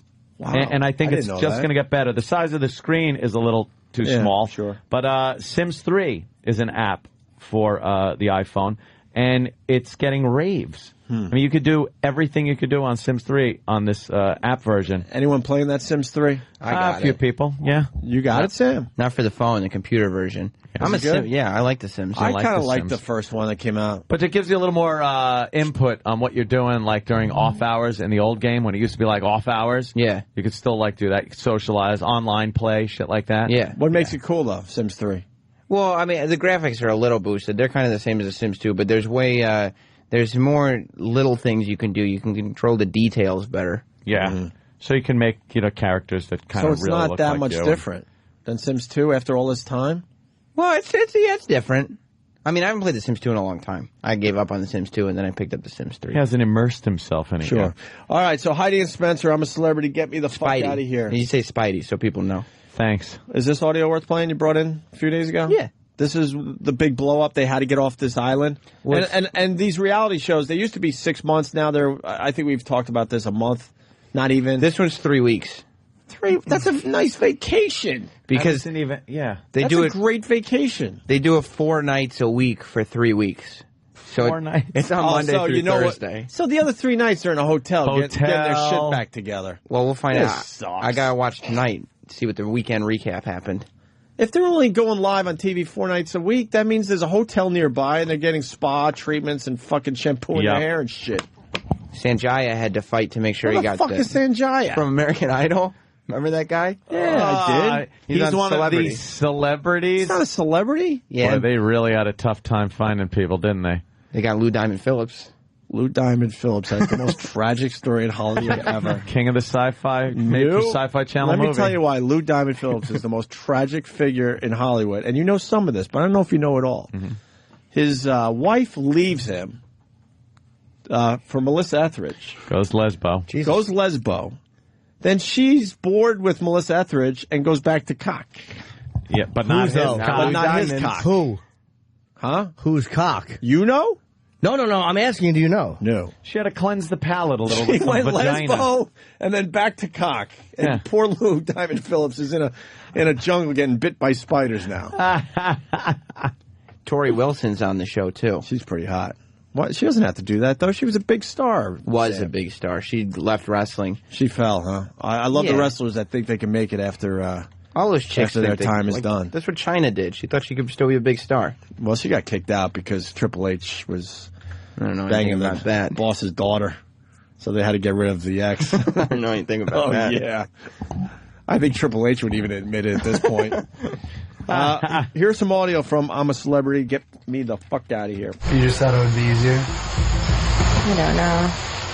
I mean, I cannot not have sex with you for that long. If you weren't here, I would argue that. I feel like I could do this for so long if there was some s'mores and maybe another change of clothes, but this is just almost borderline real torture. Like, I would do this to Al-Qaeda. That's Heidi. That's when Spencer and Heidi, that's the first night. She does know that Al-Qaeda, they live in caves and they haven't seen shit in years, right? Yeah. Yeah, well. They haven't had a real meal in years. They're eating basically dirt and bugs. They had just arrived at the camp, so they'd been in the jungle for like 3-4 hours already. Oh my God. But the younger people are eating this shit up. Why? I love Spidey. Why? They're very entertaining. No, they're not. Spencer talks to the show producer. Why? Yeah, they've been there 3 hours. Yeah, but then he gets on the phone. Weren't they listening when someone sat him down and said, "This is what the show's all about"? No. After 3 hours, like, what the fuck did I get myself into? They thought there would be some s'mores. Yo. Spencer, tell me what's bothering you right now. Just tell me what. I love the dramatic music. Spencer. Driving you nuts. I'm too rich and I'm too famous to be sitting with these people and cleaning up their in the jungle, my man. And this cast is devaluing our fame right now. I'm sitting next to VH1 comedians that I've never even seen before. I'm sitting next to wrestlers. I'm like, this is just not the show. I thought it was about to be all celebrities. Stars of shows get treated like stars, dude. I'm supposed to be cleaning up John Sally's in a bucket, dude. You've never cleaned up your own, let alone taking John Sally to the creek, have you? Don't throw me in the jungle and try to make me a little guinea pig torture act. Enjoy your dinner. Thanks so much for this opportunity. I really appreciate it. This motherfucker. John Sally's way more famous than Spencer Pratt? Spencer? Way more famous. What reality show was John Sally on? A reality show called The NBA. Spencer was on The Hills. Yeah, good for him. The Hills. Yeah. Gives a shit. What a fucking asshole. Are we supposed to think this about him? Is that his gimmick? Yeah, is he supposed to be? Well, Is that his gimmick? Think, yeah, he runs gimmicks, but I don't think, like, he doesn't think them through. Like, they don't have payoffs. So I think he truly is a dickhead. A dickhead. I think he's a dickhead. And what, John Sally takes a monster shit in a bucket and he has to bring it down to the creek? I'd watch that, actually. They're kind of going over it. John Sally's a big dude. All that roughage that he's eating in the jungle. Oh, big nasty fucking shit. We should start a reality show just called Take My Shit to the Creek. That's all it is taking big dumps in buckets and making someone bring it down to the creek. What else we got here, Sam? Heidi now cries because Tori Wilson made fun of her after she thought Heidi quit. Well, yeah, because then they left and they thought that the other castmates thought that Spidey had quit. But then Spidey came, and so they started using all their stuff. And, like, Tori Wilson started spraying Heidi's hairspray in her hair and making fun of her. But then Spidey came back and caught all the people making fun of him, and I guess she hurt Heidi's feelings. Jim, are you into this? No. Look at the look you got. I'm trying to find an angle on this, to be honest with you. This is what they eat up, though. It's on every freaking TV channel this morning. This is what the kids are talking about. Jokes are fun and funny, but when they're at the expense of someone, they're just mean. Shut up, like, no. I don't joke about people like that because it's just mean and it's malicious. And I just don't know why they're such mean people. And Tori's saying she's this Christian and, you know, born again and blah, blah, blah. But it's like, Christians don't do that. People, you're supposed to be nice, and I have really bad bug bites. This is not a very nice show. Well, the show is great, but... look at her. These people are not turning out to be very nice. And this was after a few hours, right, Sam? Right. Bug bites after a few hours. And they had already quit, and then they came back. Right. It's about winning. That was hysterical crying. Don't doubt it. It's the first time you're crying on TV is not fake. Oh, shit. He just kind of exposed that the Hills was completely fake. Like she cries on the Hills, but it's all fake crying. But the people on the Hills don't generally admit to the Hills being fake. Everyone, it's like wrestling. No one thought the Hills was real. What are you talking about? No one fucking thought the Hills was real. You'd put that, and I never watched it. I saw like the trailers for it and was like, this is so scripted. It's fucking 90210. So what does that have to do with wrestling? It's fake. Wrestling's fake. What? It's fake. It's They not fake. really do throw each other around in the ring and everything like that, but it's not. Vince never got hurt. Yeah, well, he did. His car never exploded. I saw it explode. That's not true. Oh my God. Speaking of wrestling, we had a sheriff on the line earlier. He hung up though. Yeah. Jake the Snake arrested overnight. I didn't Spent hear some that. time in his local jail. What he did? I don't know if it's true, but if that guy could call back, we wanted to get to you, but you hung up. I would guess drunkenness of some sort. Yes. So Some sort of substance abuse. It was either a typo or is there something called OMI? OMI as far as what? I mean, or OWI? Yeah, there's like operating a vehicle while intoxicated. Oh, operating while But isn't intoxicated. that, what's the difference then? They have the same thing. Some of them are DUI, some are DWI, some are OWI. Yeah, I guess each state or something Maybe that has guy a will call different. back. All right, and then OUI, operating under the influence. Yeah, that's right. Yeah. Okay, I never heard that. He was one doing before. surgery. Spencer has now decided he's here to win. Yes, he changed his mind after quitting twice, and then now he's going to win. You gotta realize, I'm a black belt in Brazilian Jiu-Jitsu. I kickbox. I box every day. I don't fear no man. Oh, Spencer. Please don't leave, Spencer. Oh, I'm not. I've worked some things out. Well, I mean, I came in here with an original plan that just got so shut down. I wanted to leave yesterday and be the first ones. Like, Heidi and Spencer quit first day. God, I hate Heidi and Spencer. That's exactly what I thought they would do. They're exactly who I think they are. And then that would have helped me. You damn sure got the audience thinking that. Yeah, so I decided if I leave, I let all of these people that I don't even really know have an opportunity to win. I am here to win now. Win what? The contest. What's the contest? You get to win money for charity. You gotta outwit, outlast, outsurvive. But the audience Club votes you Med? off. No. They're in the jungle in Costa Rica. I am lost. I have no fucking clue what this show is about, what's going on. I think I wanted to play this just to get everyone... Except the two-name thing. In a frenzy, just annoyed. Well, because you guys have brought up the show before without, and I wanted everybody... Really. We said, what a dumb show we'll never talk about on our program. Spiny and Frangelica? Spidey and Frangela. Whatever. Frangela. There's Frangela, the big two black monsters. Except the one with the yellow thing on her head is gone now. Really? Oh, yeah. Oh, boy, what will happen? MTV does a marathon on Sundays in case you miss it during the week. You catch it on the weekend, all the episodes, so I'm all caught up. Jimmy, why aren't you watching this? It's not even possible to care less. Look how mad you are. Really? If something happened where they all died, except for John I Sally. probably wouldn't even know about it. I'm a big fan of John Sally. Can we leave him out of the death scenario, please? No. And Spencer. He's got to go. No, they all go. I think we're all in agreement Spencer If has they to all die. went. What? Yeah. I think we'd have to say... meteor hit. So we'd have to say Tori, too. I had a Spencer Pratt? Hell yeah. Come John on. Sally and Tori.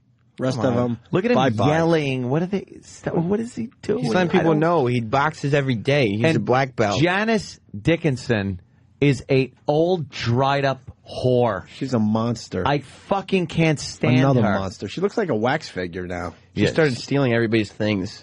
And why was she crying? I did see a clip where she was crying. The girls crying on these fucking fake John Sally game said shows. something. I don't know. It's a very difficult show for people. They get very emotional. Phony shit. The celebrities. The people watching going, what happened in my life that I'm interested in this shit? No, people are entertained. Phony crap. I like a good reality show, Sam, but Me they're getting too. out of control. There's no reason to watch this. Well, because you don't know what Spidey will do next. Oh, the That's a ratings good point. Yeah.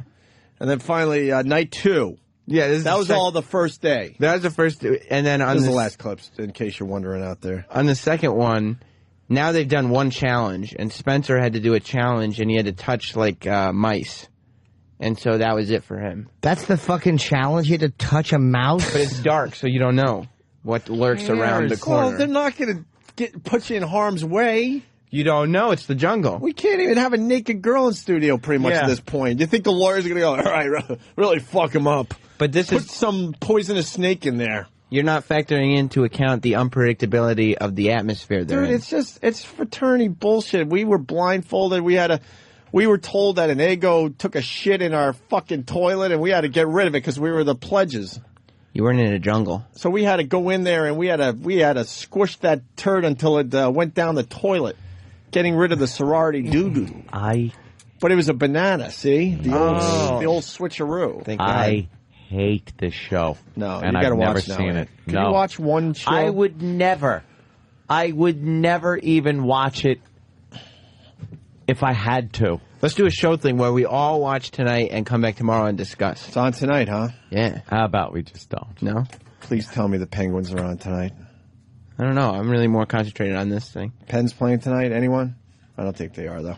Here's the last clip. As much as Spidey is going to miss all of you, and we've grown to love you all, and I know we've said we're going to leave like 10 times, that challenge just proved to us we do not have what it takes. So I think we're going to get out of here, for real. I'm a super celebrity. My wife is a super celebrity.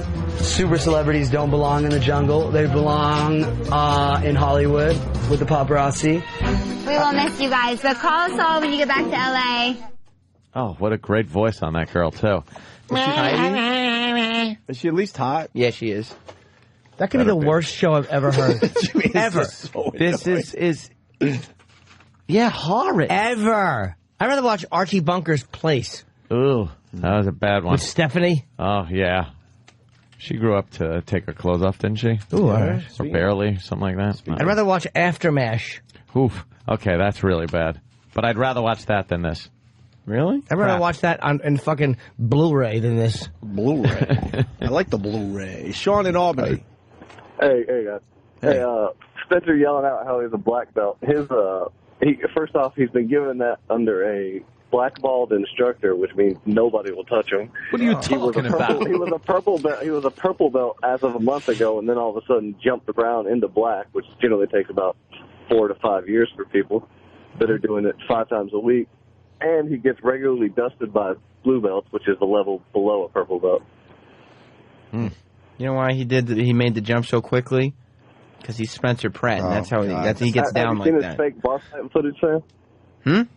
Have you seen the footage out where he's supposedly in a bar fight? That's not a sanctioned martial arts event. That's a bar fight. They have to put Lou Diamond Phillips, actor, underneath. Did you see that? Hey, supposedly Letterman called out Spencer. I don't know, but I'll find a clip. Yeah, please do, because... And what, this is the mouse they had to touch? Who cares? Well, you got to put your hand in it, and you don't know what's in there. It's the jungle, after all. What could it be? It's not the jungle. That's a set. That's a fake set wall. And it's a petting zoo. And they're little plastic tubes, like habit trails, with little fucking mice that you would get your kids as pets. What if they bite? Then cares? You're bitten. They would just nibble. Look how much pain Lou Diamond Phillips is in this clip here. Yeah, he's watching one of his movies. And now they're playing Stand and Deliver. Ow, ow. This is dumb. There's no drama to it. It's fake drama. They're showing Lou Diamond's face. He's cringing. And now they're showing close up on the mice. And then they show him again. Then they show his arm in the hole. Then they show the fuck. Why is he cringing? They're just nibbling a little, probably, right? And their little mouse feet are moving around his hand. And now what? Yeah. Tori's crying? Those are jungle mice. Why What's is a jungle mice? They're not jungle mice. These are white fucking lab rat things. They're the safest mice you can get. Docile. They're not even touching him. They're not biting him. Then why is he making that face then? To make a face and make some drama. Show the blood. Show the blood from the tiny little mice. I hate the interviews after that they have to do. Yeah. To describe their Well, I was event. really, at the time, I never thought I could do it. And as I was shut up, who cares? Out of that hole without the star. Thank God the EMTs were on the scene. Yeah, thank God, Sam. They're just little nibbly mice. They're nothing. I put my cock in that hole with cheese on it. You know what? For real, I think I would too, Jimmy. You guys should do a show. Knowing what kind of mice they are, what the fuck are they going to do? Let's say hi to Kevin in South Carolina. Kevin. Hey, man. Hey. I'm kind of wondering why we're talking about these stupid idiots while we could be criticizing Britney's naked hair. Yeah, Britney, I guess, got topless. It's in the paper today. She was going to use it for something and decided at the last minute not to. It was a video shoot. It was like...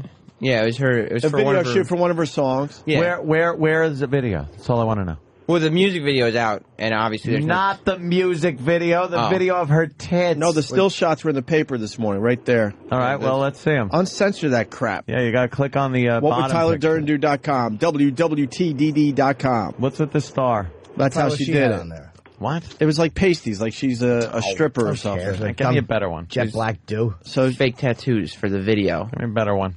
That's all you really get. Give me a better one. She's topless, but she's got kind of stars over the nipple. She looks like go back one with that her body. She has a body like fucking Ozzy in like 1981 right there with the way the fucking arm is positioned with the tattoo on the forearm. Yeah, look at that. Yeah.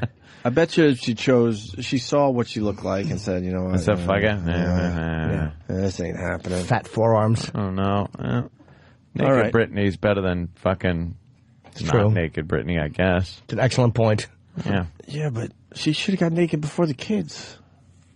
They all fucking get naked too late. Too late, right, Aunt? Too late. She is starting to get back into shape. Is she? Yeah. No, she's not. No.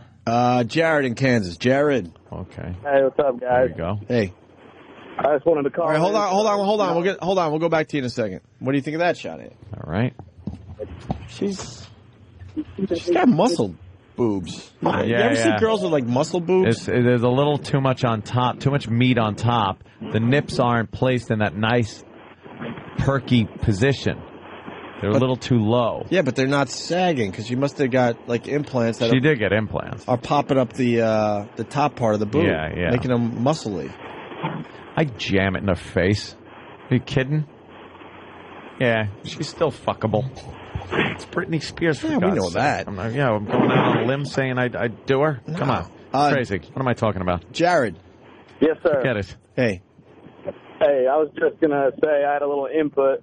I was flipping through the channels the other night and saw the show on, and I watched Spidey get baptized by Stephen Baldwin. Yeah. What's that about, Sam? Well, before Spencer left the show, he felt like dirty, and so he had Stephen Baldwin baptize him in the jungle lake. In the jungle lake? Yeah. That was the pool.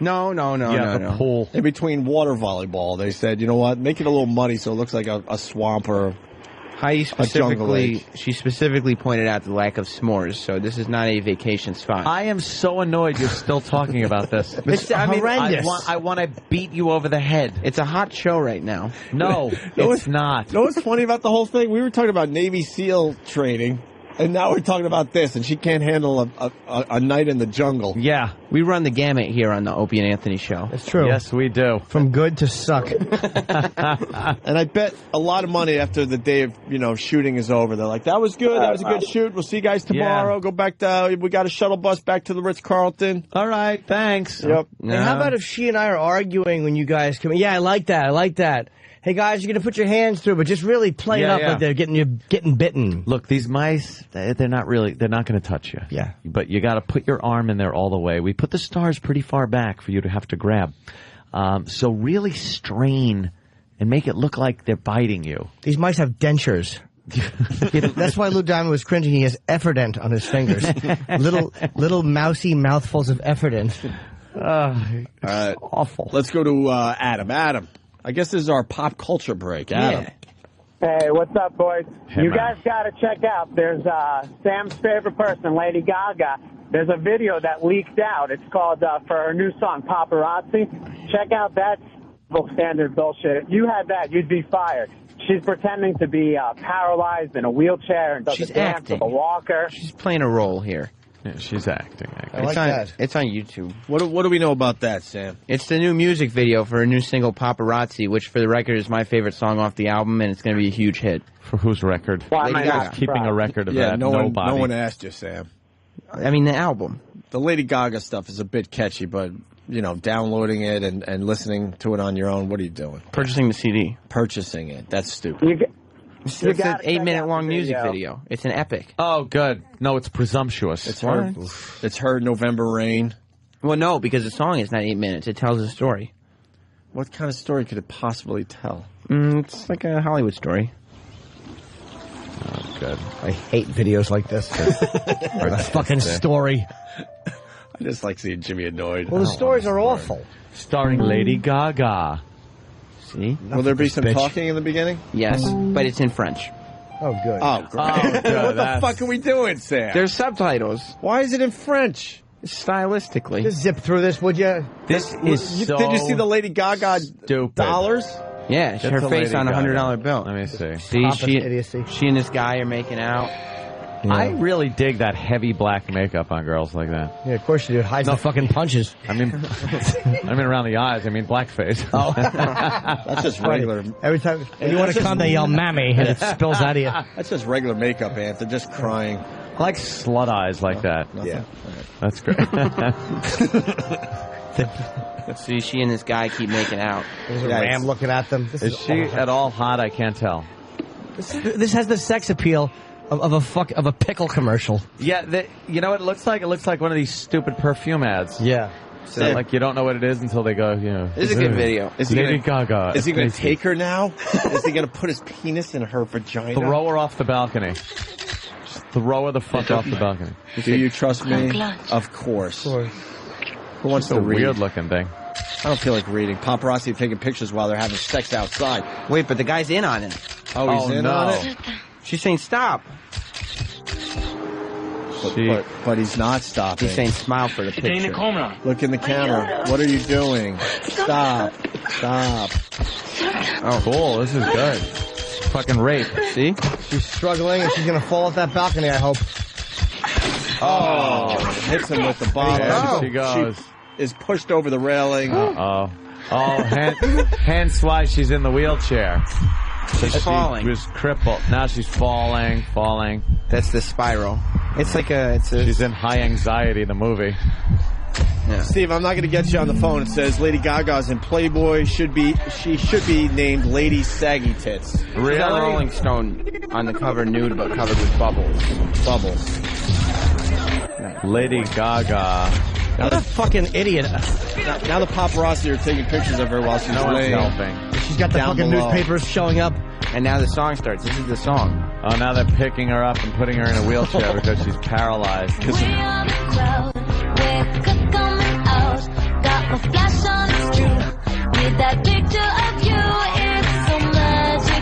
How come she doesn't show her fucking face? Ever. She's covering it up and doing distance shots. Like what's going on? She wears heavy makeup and I don't does think dances. this is art. I don't mind the heavy makeup, but now she's wearing sunglasses. It's part of the cutting every half a second. She's probably cross-eyed. It's part of the performance. She's Lady Google Eyes. Yeah, because Ant's right. She's never shown her eyes. Maybe she has a glass eye like Sandy Duncan. Oh, hot. Now she's going to try to walk with braces. That's hot. Now she's trying to walk. I love a girl in magic shoes who falls on the rug. You just put your dick in her butt. She can't feel it. This sucks a dick. No. Sam. You're not even listening to the song. You're not giving it a chance. Go to OutQ. Being very judgmental. She's cute little underbite. She's cute teeth. I can't figure it out if she's cute or not. Yeah, she's a great dumper. She has a very sexual attitude. No, she doesn't. She does. That stinks, Sam. It's called the attitude. Yeah, exactly. Sexual attitude. She loves dick, though. Yes, Does she she does. love the dick? Did you guys hear this? I Does she love the dick? Well, you want to find out here? Sure do. Lady Gaga talks about her love life. While Lady Gaga is as famous for her wardrobe as she is for her music, there's one accessory she's most certainly without. Cock. With no man in tow and rumours of bisexuality, the famed performer is downright clear on what she looks for in a partner. Big dick. And what else? That's it. That's it. So does that mean that any guy out here who thinks, hey, I've got one of those, has a chance? Yep. So we're looking for a guy with large assets? Oh, no, I'm not looking for anyone. Are you happy just on your own? Are you seeing anybody at the moment? I'm very happy with my solitude. Yeah. She likes big dick. I like that. I respect that. Yeah. Good girl. Yeah, she's just trying to be a little shocking. It worked. Well, of course. You know. I had a fucking drop leak out.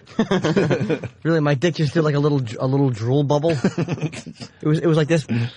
Why aren't there any naked Lady Gaga pictures from Playboy or something? She wasn't in Playboy. That guy was completely wrong. All right, well, the guy was trying to help the show out. I don't know about Lady Gaga like you do, Sam. She was semi-nude on the cover of Rolling Stone, but she was covered with bubbles. And I wish it was Michael Jackson's bubbles and it was fucking ripping her tits off. Biting her face. Yeah, like that lady in Connecticut. She has no hands. She's lady. Bit her tongue. Right. Is marriage something that is important to you? No. My art is the only thing that's important to me. You do want kids? I think I would make quite a good mother, actually. I'm a very good friend, but I'm not like really excited to have kids or anything. I'm really enjoying traveling the world and sleeping with really good looking people. Where's she from there? So outrageous. She's from here. I heard she's an NYU grad. Yeah, she graduated from NYU School of Music. She's from here. Oh, yeah, so she knows how to play the whole game. Yeah. That's what she's doing. The Lady Gaga. I wouldn't mind giving her backside a little kiss. A little kissy? Something about her. I'll give her that. Her fucking everything below the neck. Yeah. Her face is okay, too. I mean, I'd give her a smoocheroo. She's average.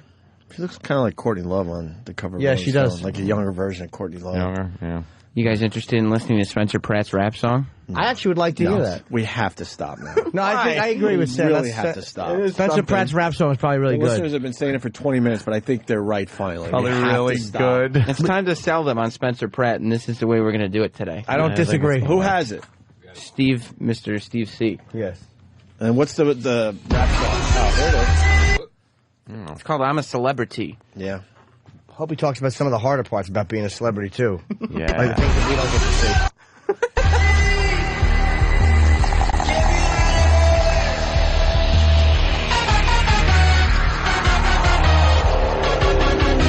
Good so far.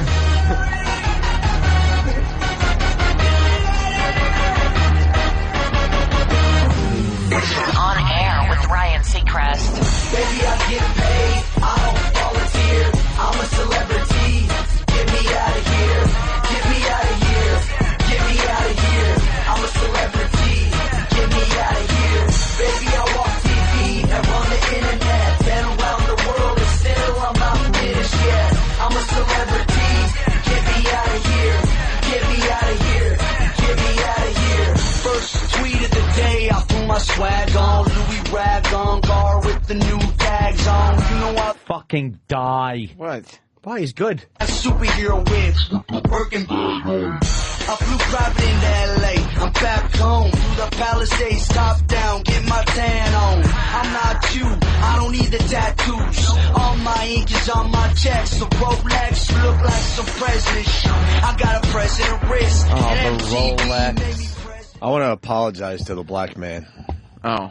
Yeah. Really? That is a grave injustice second to slavery. What? No. Second to slavery. Black man should apologize to us for stealing all our fat blondes. You're not a celebrity. He's a super celebrity. And Is Lady he? Gaga, page 125 of the June issue of Playboy. Whatever. Naked? Probably not. On air with Ryan Seacrest. America hates because the media loves me. I'm so charged up they can't even unplug me. Let's stop Pratt. Oh, really? We I'm can't? There you go. You've been unplugged. Oops. You know how famous that guy is? Oh, wow. Okay, hold on. Lady Gaga has a nice shitter. Let's zoom in on Lady Gaga's ass. She has a nice ass, huh? She sure does. Yeah, Little that pale looks good. cheeks. Wearing badass. fishnet stockings. Not bad. All right. She's the best. That ain't bad. That ain't bad, Sam. So pick up the CD, right? No, I hate Too her bad music. her asshole can't sing. What? But I hate her music, but I still can't figure it out. Probably smells like a surf and turf. Oh, You fucking dirty crack. God. I feel sweaty from doing a stage show.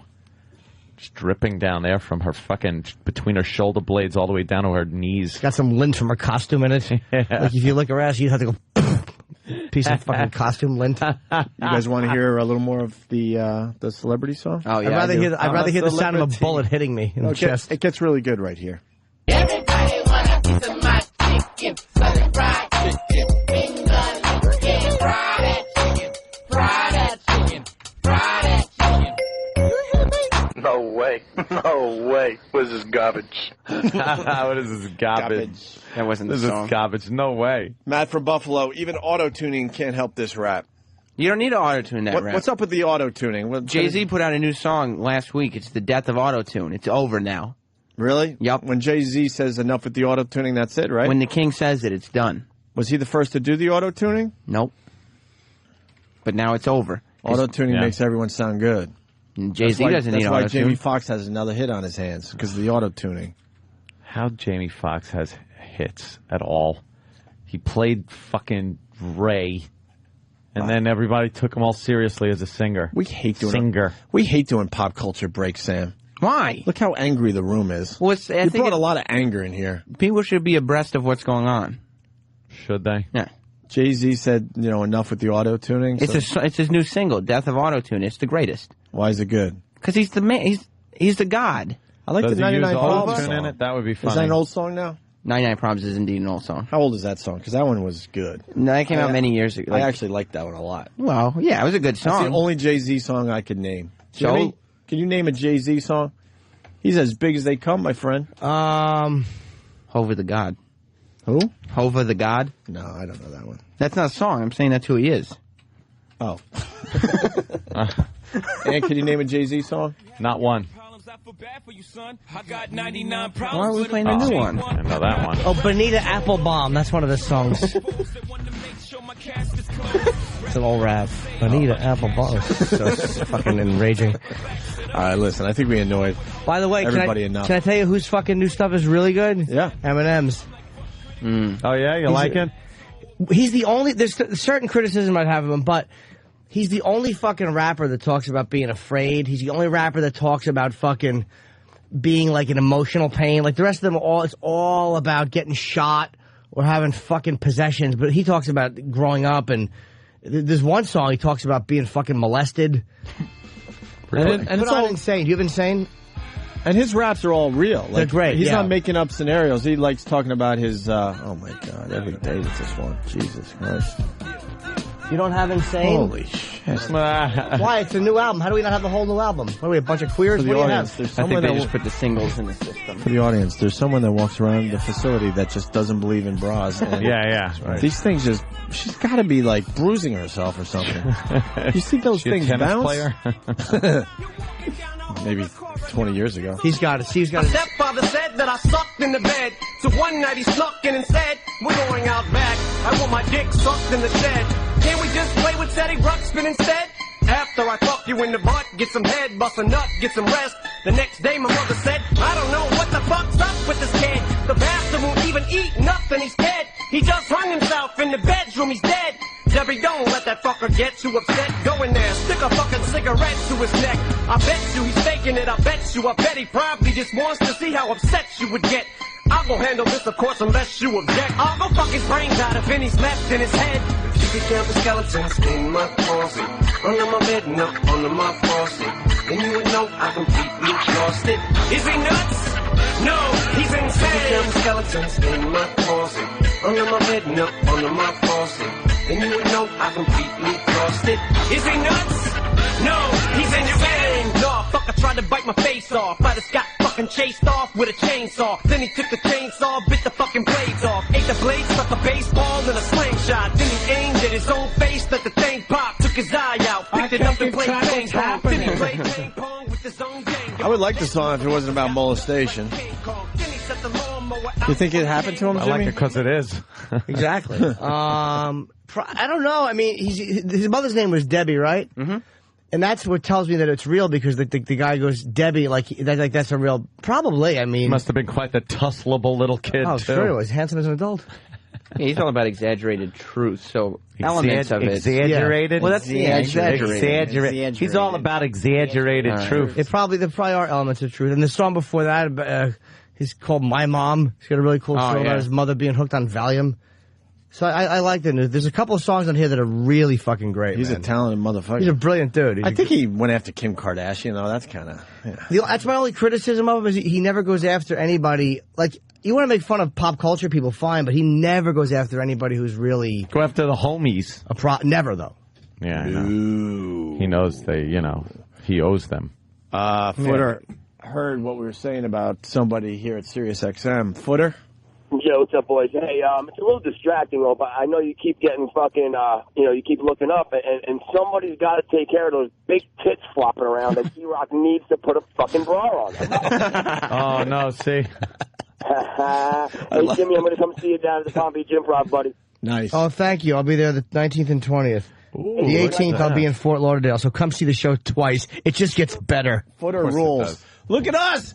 Breitbart! Twice in 1 week. Breitbart. That's because we Opie and Anthony exclusive. Brett Michaels, tour manager, confirms singer's injuries. Nice. You have to love Andrew Breitbart now. Yes. He's being very good to the show. Did we get a little front page action there, Steve? I still can't spell his fucking name, though. I know. I don't know I before E except after what? There's an E and an I and a T and an A and an R and a bunch of B's. B-R-E-I-T-B-A-R-T.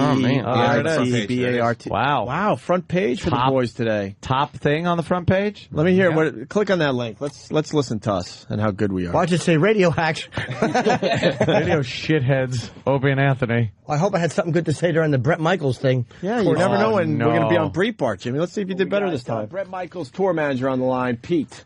Hey, Pete, what's up, buddy? What's going on, guys? Hey, don't forget guitar player as well. Guitar player and tour manager. Oh, fuck yeah, that's right. What's up, Pete? How are you this wonderful morning? Very good. We have to know what happened to Brett. We saw the clip from the Tony Awards. Right. Wait.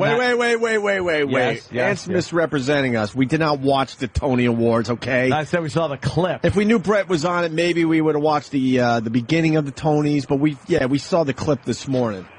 Right, it was the we don't watch that stuff. You could have gotten away with it in the first couple minutes and still said you didn't watch the Tony Awards. Yeah. Right. All right, good. So We're now, on the same page. What I saw was this. Let me know how accurate I was here. They're all playing. Brett decides he's going to get that last bit of hey from the crowd. And as he turns to walk back, everyone else is already up on the riser, kind of behind this big piece of set that was coming down. And Brett, I think from his cowboy hat, didn't see the big piece of equipment and bam, smacked right into it with his head and hit the ground. Tell me what happened. From watching it on YouTube and stuff, I imagine that's exactly what it looks like. But, let's be honest with you. The entire thing was timed to a T. It was rehearsed and rehearsed again, and Brett's a pro with all that stuff. And that drop was falling a little bit ahead of time. It was falling faster than it should. And Brett had confidence that as many times as they'd walk through it, that he'd be able to not get hit. Well, how about he ducks? He tried ducking when he realized, he went face Well, first into that thing. I mean, the cowboy hat definitely probably obstructed the view a little bit. Yeah. Again, they've done it so many times, and it'd gone off flawlessly during rehearsals that he walked with confidence because the entire thing was timed to the music. Everything was timed perfectly. Yeah, he did walk with confidence right into that thing. So the curtain dropped. The curtain cue was dropping just a little earlier than it was supposed to. So how is he doing? Did he get any injuries from that? Yeah, man. Yeah, his nose is broke from what I understand. Holy shit! He's got some stitches and stuff. It cut his lip up in his nose pretty good. God damn! Yeah, they cut right away from when it happened. They cut to some woman who was just kind of looking like, ooh. Yeah. Now, when you saw that, did you howl with laughter like we did? I actually didn't see it. I was in the hotel across the street doing some business and stuff, and I got the call to come running over there. Oh, okay. So I probably saw it the same time you did on YouTube. Yeah. Why don't we get Brett on the phone today? I guess he's out of town. Well, all right. He's got a cell phone. What the fuck? Come on.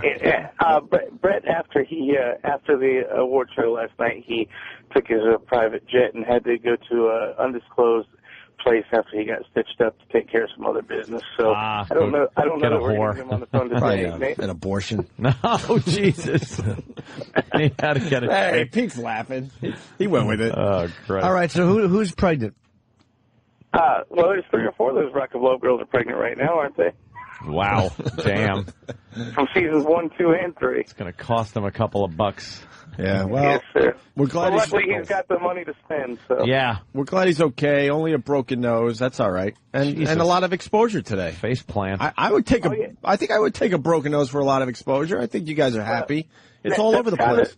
That's kind of the way he was at the end of it. You know, he you laugh a little bit. I mean, he's been through motorcycle accidents and fights on stage. You know, Bob Dole threw the bass at him pretty hard a couple of years ago when he finished the set. So it takes a lot more than a steel backdrop to keep Bret Michaels down. Bret Michaels walking into cubes. Yeah, no way, no how. Hey, I got to tell you, do they still call him Behind the Music? Because Bret Michaels Behind the Music, or whatever the hell they call him these days, one of the best ever. You know what? E! Entertainment did the Bret Michaels True Hollywood Story. Okay, right. A couple months ago. And then, actually, in 2 weeks, they're doing, VH1 is going to air the new Bret Michaels Behind the Music, which is really cool because, really, you know, of artists that have gone solo, be it like Sammy Hagar or Vince Neil, this is the first time VH1's ever singled out the artist as opposed to the band they were originally with. So it's a big deal, and they're going to air it in a couple weeks. Yeah, he's had a lot of stuff happen in his life. You wouldn't believe it. There's more stuff? This is just the beginning of the rise of Bret Michaels. Next year, you're going to see some amazing things. The autobiography comes out, and the book is just killer. It tells everybody everything you've ever wanted to hear, all the without being raunchy and stupid. And I mean, it tells all the juice you'd ever want to hear, but it tells it in a very intelligent and fun way. So cool. Yep. Well, what else? Yep. What else you want us to ask you, Pete? Jesus. Just wanted to know how a Brett Schnazzola was. Turn it into a 20-minute Bret Michaels commercial. I just want to know if he's okay, Pete. I didn't ask for that. I was having a good time listening about the smart kid and his father. Yeah, I hear you. Well, we'll see you guys next time you're through New York. All right, Pete? You got it, man. Thank you very much. Yeah, and please tell Pete we say hey. And or Brett. I mean, Brett. Sorry. It's Monday. And, tell him we said hey and all that. You got it, man. All right, Pete. Thank you. Later. Thank you. Hey, that's pretty cool. We're back live. So, Breitbart picking up our big exclusive. Well, they're showing that all over the news. Every one of these news channels have that on today as their little funny clip from the Tony Awards. Mm-hmm. Bret Michaels running headlong into a giant piece of scenery. Seems like a big, heavy piece of scenery. Yeah, that had to hurt. Well, we got a broken nose and stitches, cut lip and whatnot. Whatnot. And Breitbart picking up on it today. That's pretty cool. BREITBART.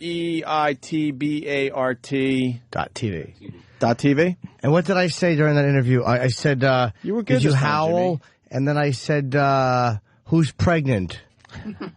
You got to assume that Breitbart's listening all the time now, Jimmy. But I can't be fucking Pete Poignant all the time. I Poignant. don't want to be interrupting. Point, Jim. Pete Poignant. No, that doesn't work that way. No, it anyway. certainly doesn't.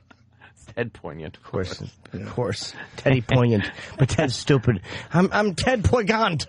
Do you think it's French? Trying to be fancy.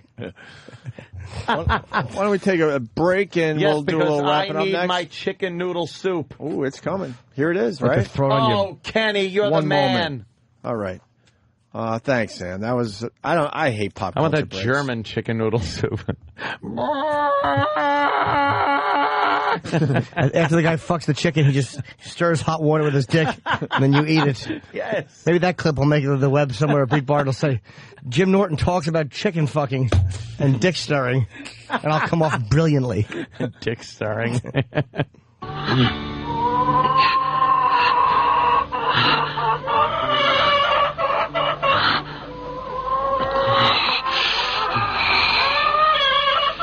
Hey, this is Bret Michaels of Poison, and you're listening to my good friends right here, Opie and Anthony.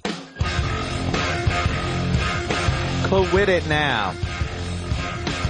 That chicken soup smells awesome. It's so goodly. Do you know how great? You know how much I'd love to stand over there and just fire a log into that before he gets 2 bites in? I'd fish it out and eat it. That's how good this soup is. How fucking bad would it, like, as you're holding your soup, just a brown turd sticking up like a mighty silo? I'd eat around it. You would just push it to the side. Yeah, we all know that. Yes. Wow. Wow, you guys are on fucking Fallon with Betty White. Betty White. That is unbelievable. Betty White. And we're having her on the show, too? What? She's funny, man. She's great. What was she funny in? Let me think. Uh-oh. She was on fucking, Mary Tyler Mohr. The Golden Girls. She was on... I didn't watch the Golden Girls. Dude, it's one of the best shows ever. It's a great show. See, you're not going to... Me and Ann hated it. She was married to... That's a funny show, man. To the game show host there, from Gene... Password. Oh, I was going to go Gene Rayburn. No, the other guy. From Password. That was his name. What? Give me Betty White's... Alan Ludden. Alan Ludden she was married to. Mm-hmm. Not me. No way. Not once. Not never. Not never. Not never. Fucking balloon hands. CNN reports no broken nose. Uh-oh. Well, we got that right from... Come on, right from the horse's mouth. That's right. Apparently the other end. Yeah. I bet you Pete was just an intern down the hall. Of course he was. Probably my agent, Pete. Has no idea.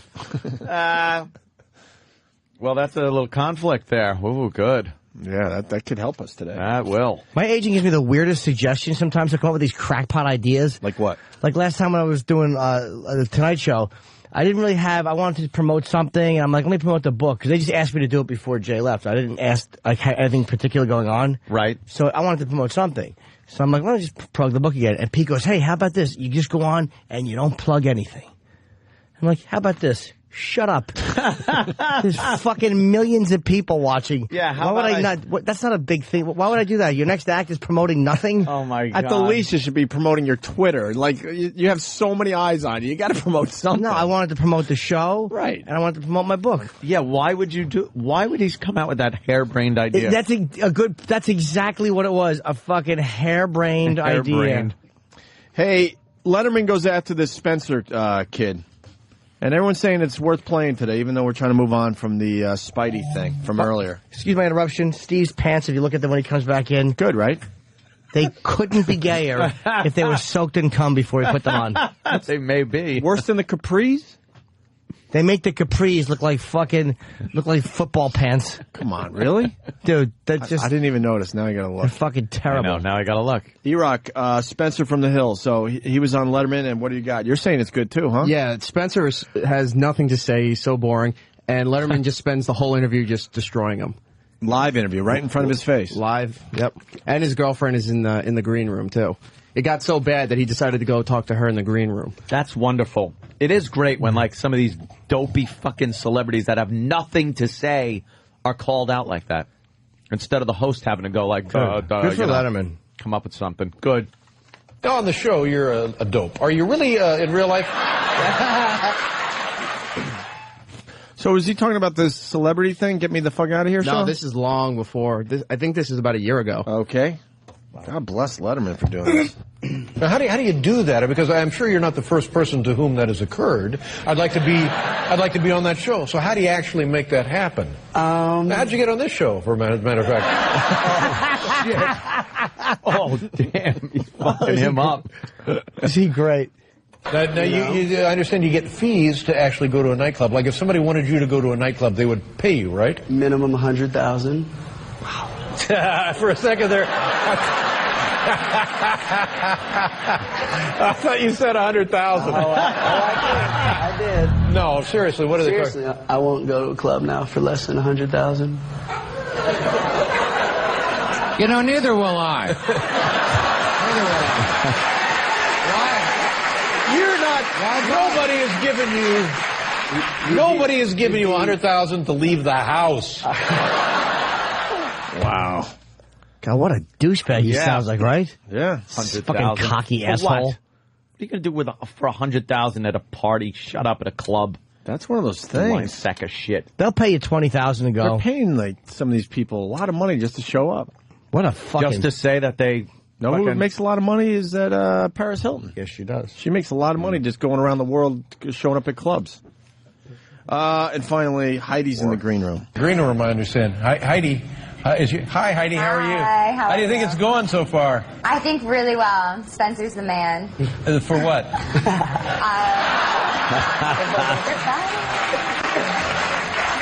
Well, I wish you were out here instead of Spencer. But... Fucking Letterman, man. He, in that seat, is invincible.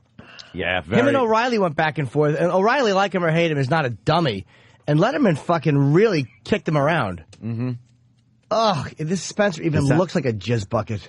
And he's from, what show is His Brian Seitzer hair. He's on that show, The Hills. He's friends with... The Hills. Brody Jenner. I have no idea what names you're saying. Wait, did you just have an aneurysm? What? We were talking about The Hills. No, I know. I'm just saying, is that the guy? Oh, okay. Yeah, we were just talking about it during that conversation that I could not give a flying fuck about. All right, so I got was scared. like, is that the guy from The Hills? Okay, all right, or was it another guy on the show? Hey, what's up with our online feed? 202's not coming in. Every other channel's coming in except ours, and everyone's lit out there. Yeah, that's nice. The instant feedback is lit with people going, "What the hell?"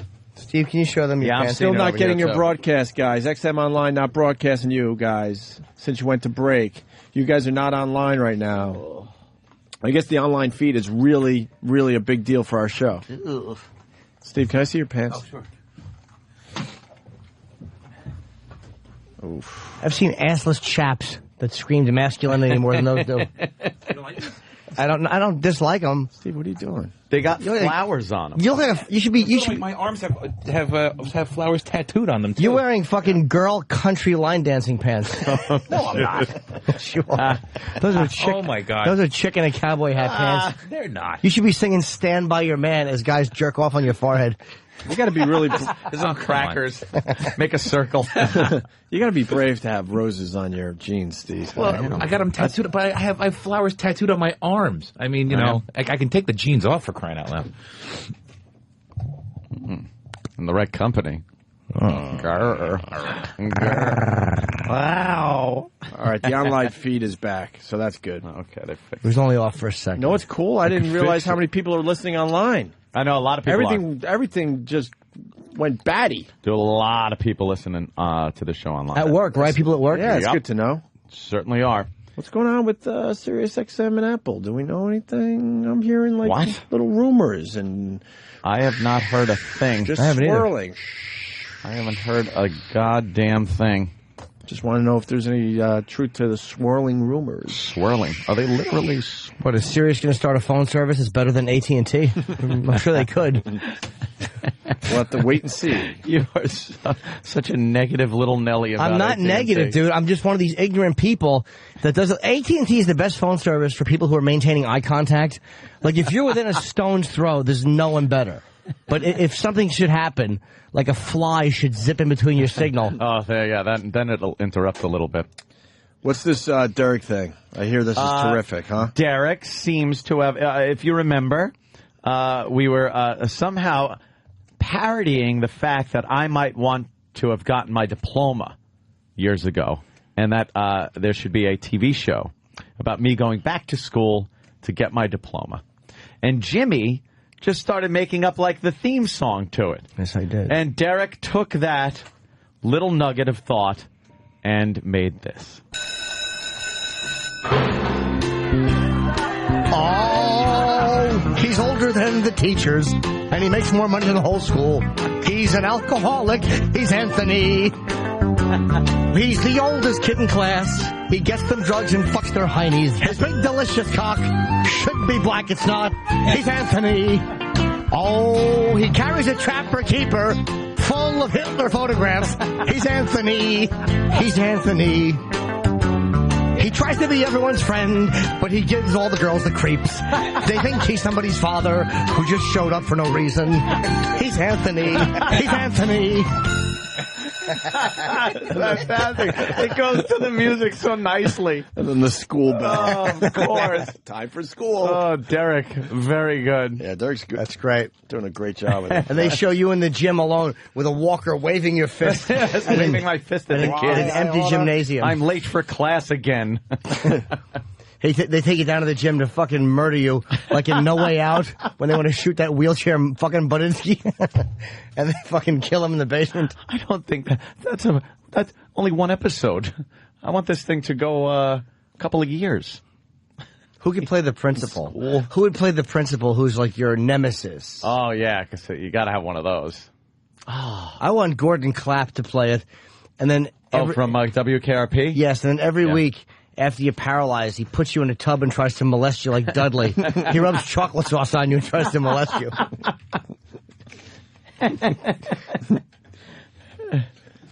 We have time for one more? Room for one more, honey. One more? Room for one more, honey. Very scary Twilight Zone. Well, a lot of people saying that the feed is down. That means it's good, right? Yo, that feed is down. No? You guys aren't coming in on XM Online. It's good to know a lot of people listen to that online thing.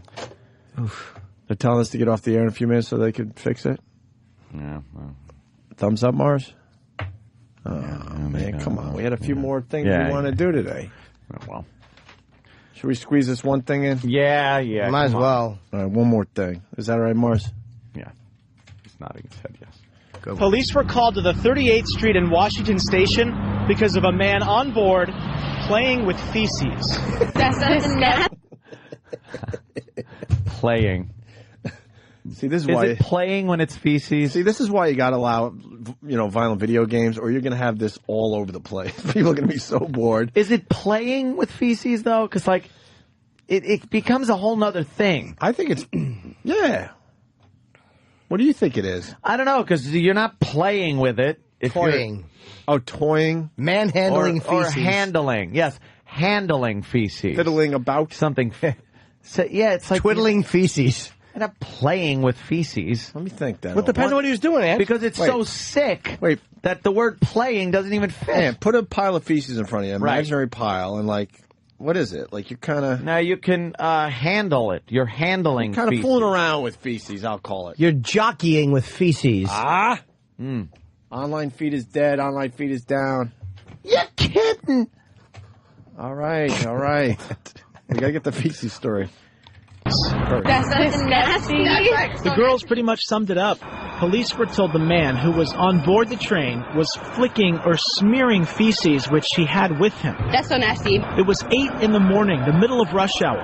Passengers who did what they could to get away were allowed to get off the train at 38th Street in Washington. Other riders can't imagine being in that situation. I would move and change to another seat. Just run off the light rail. Really? Wow. Really? You would move your seat? Really? If someone's flicking shit at me, I think I'd move. Yeah. Wow. You're a crazy woman. Just run off the light rail. I don't even care if it was moving. I would obviously move from the area of the feces and make sure I tell the correct authorities about the situation. The train operator was notified and light rail quickly took the train out of service. It's a biohazard and we have protocols for how we handle situations like this. Those protocols include disinfecting the train. Even though this is very bizarre, light rail anticipates everything. The metro is a public space. What happens potentially in a park could also have the potential to happen on board. The man who police say is homeless was questioned at the station and eventually released. Why was he released if he was throwing shit around on a train? They just don't hold anybody for shit unless it's murder. For shit, literally. Or rape, for shit.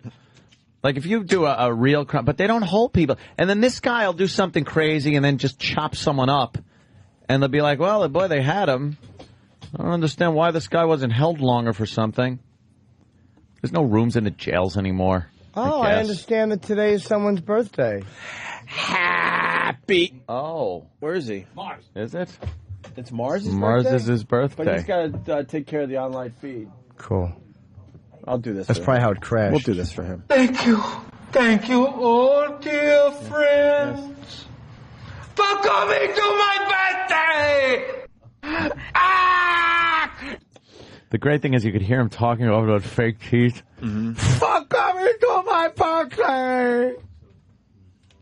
Look, he's got a major problem on his birthday. Mars doesn't get a cake. How great would it be if he was fired on his birthday? Oh, guy.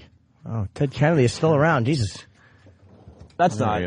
Is that a recent gotta be picture? old footage. Come Come on. Yeah, he looked too showing people. Too spry. Kennedy's health care plan. Oh, I'm sure. Yeah. Politicians with fucking pudding head get free medical care. No? It's a problem in D.C. I just thought it was like, some knowledge. Yeah, I hear Obama is going to tax the wealthy a little more to get health care through also for every person. Schwarzenegger's talking about a 15% flat tax. Like that's getting spoken about now by people again. Would that be fantastic? But it ain't going to happen with a fucking know why that's not fantastic? piece of shit Democrat Congress and everybody. It just won't happen. Because you turn that 15 into 17 into 20 into 20, And then everybody's paying through the nose. God. I just want to get to the finish line in one piece. Yeah, right. Yep. When we get to that finish line. All right, everybody. Well, I think we had fun today. Yeah, I sure did. I'm going to go home and fire out a Duke. Are you? Yep. Little duties. I don't even have to. I just want to. Big fat duty. Hopefully. Nice sideways one like a football. Ooh. Those hurt. Those hurt coming out. Those hurt midway through. I like to I like to take a dump where each side of my ass wall has a red mark on it.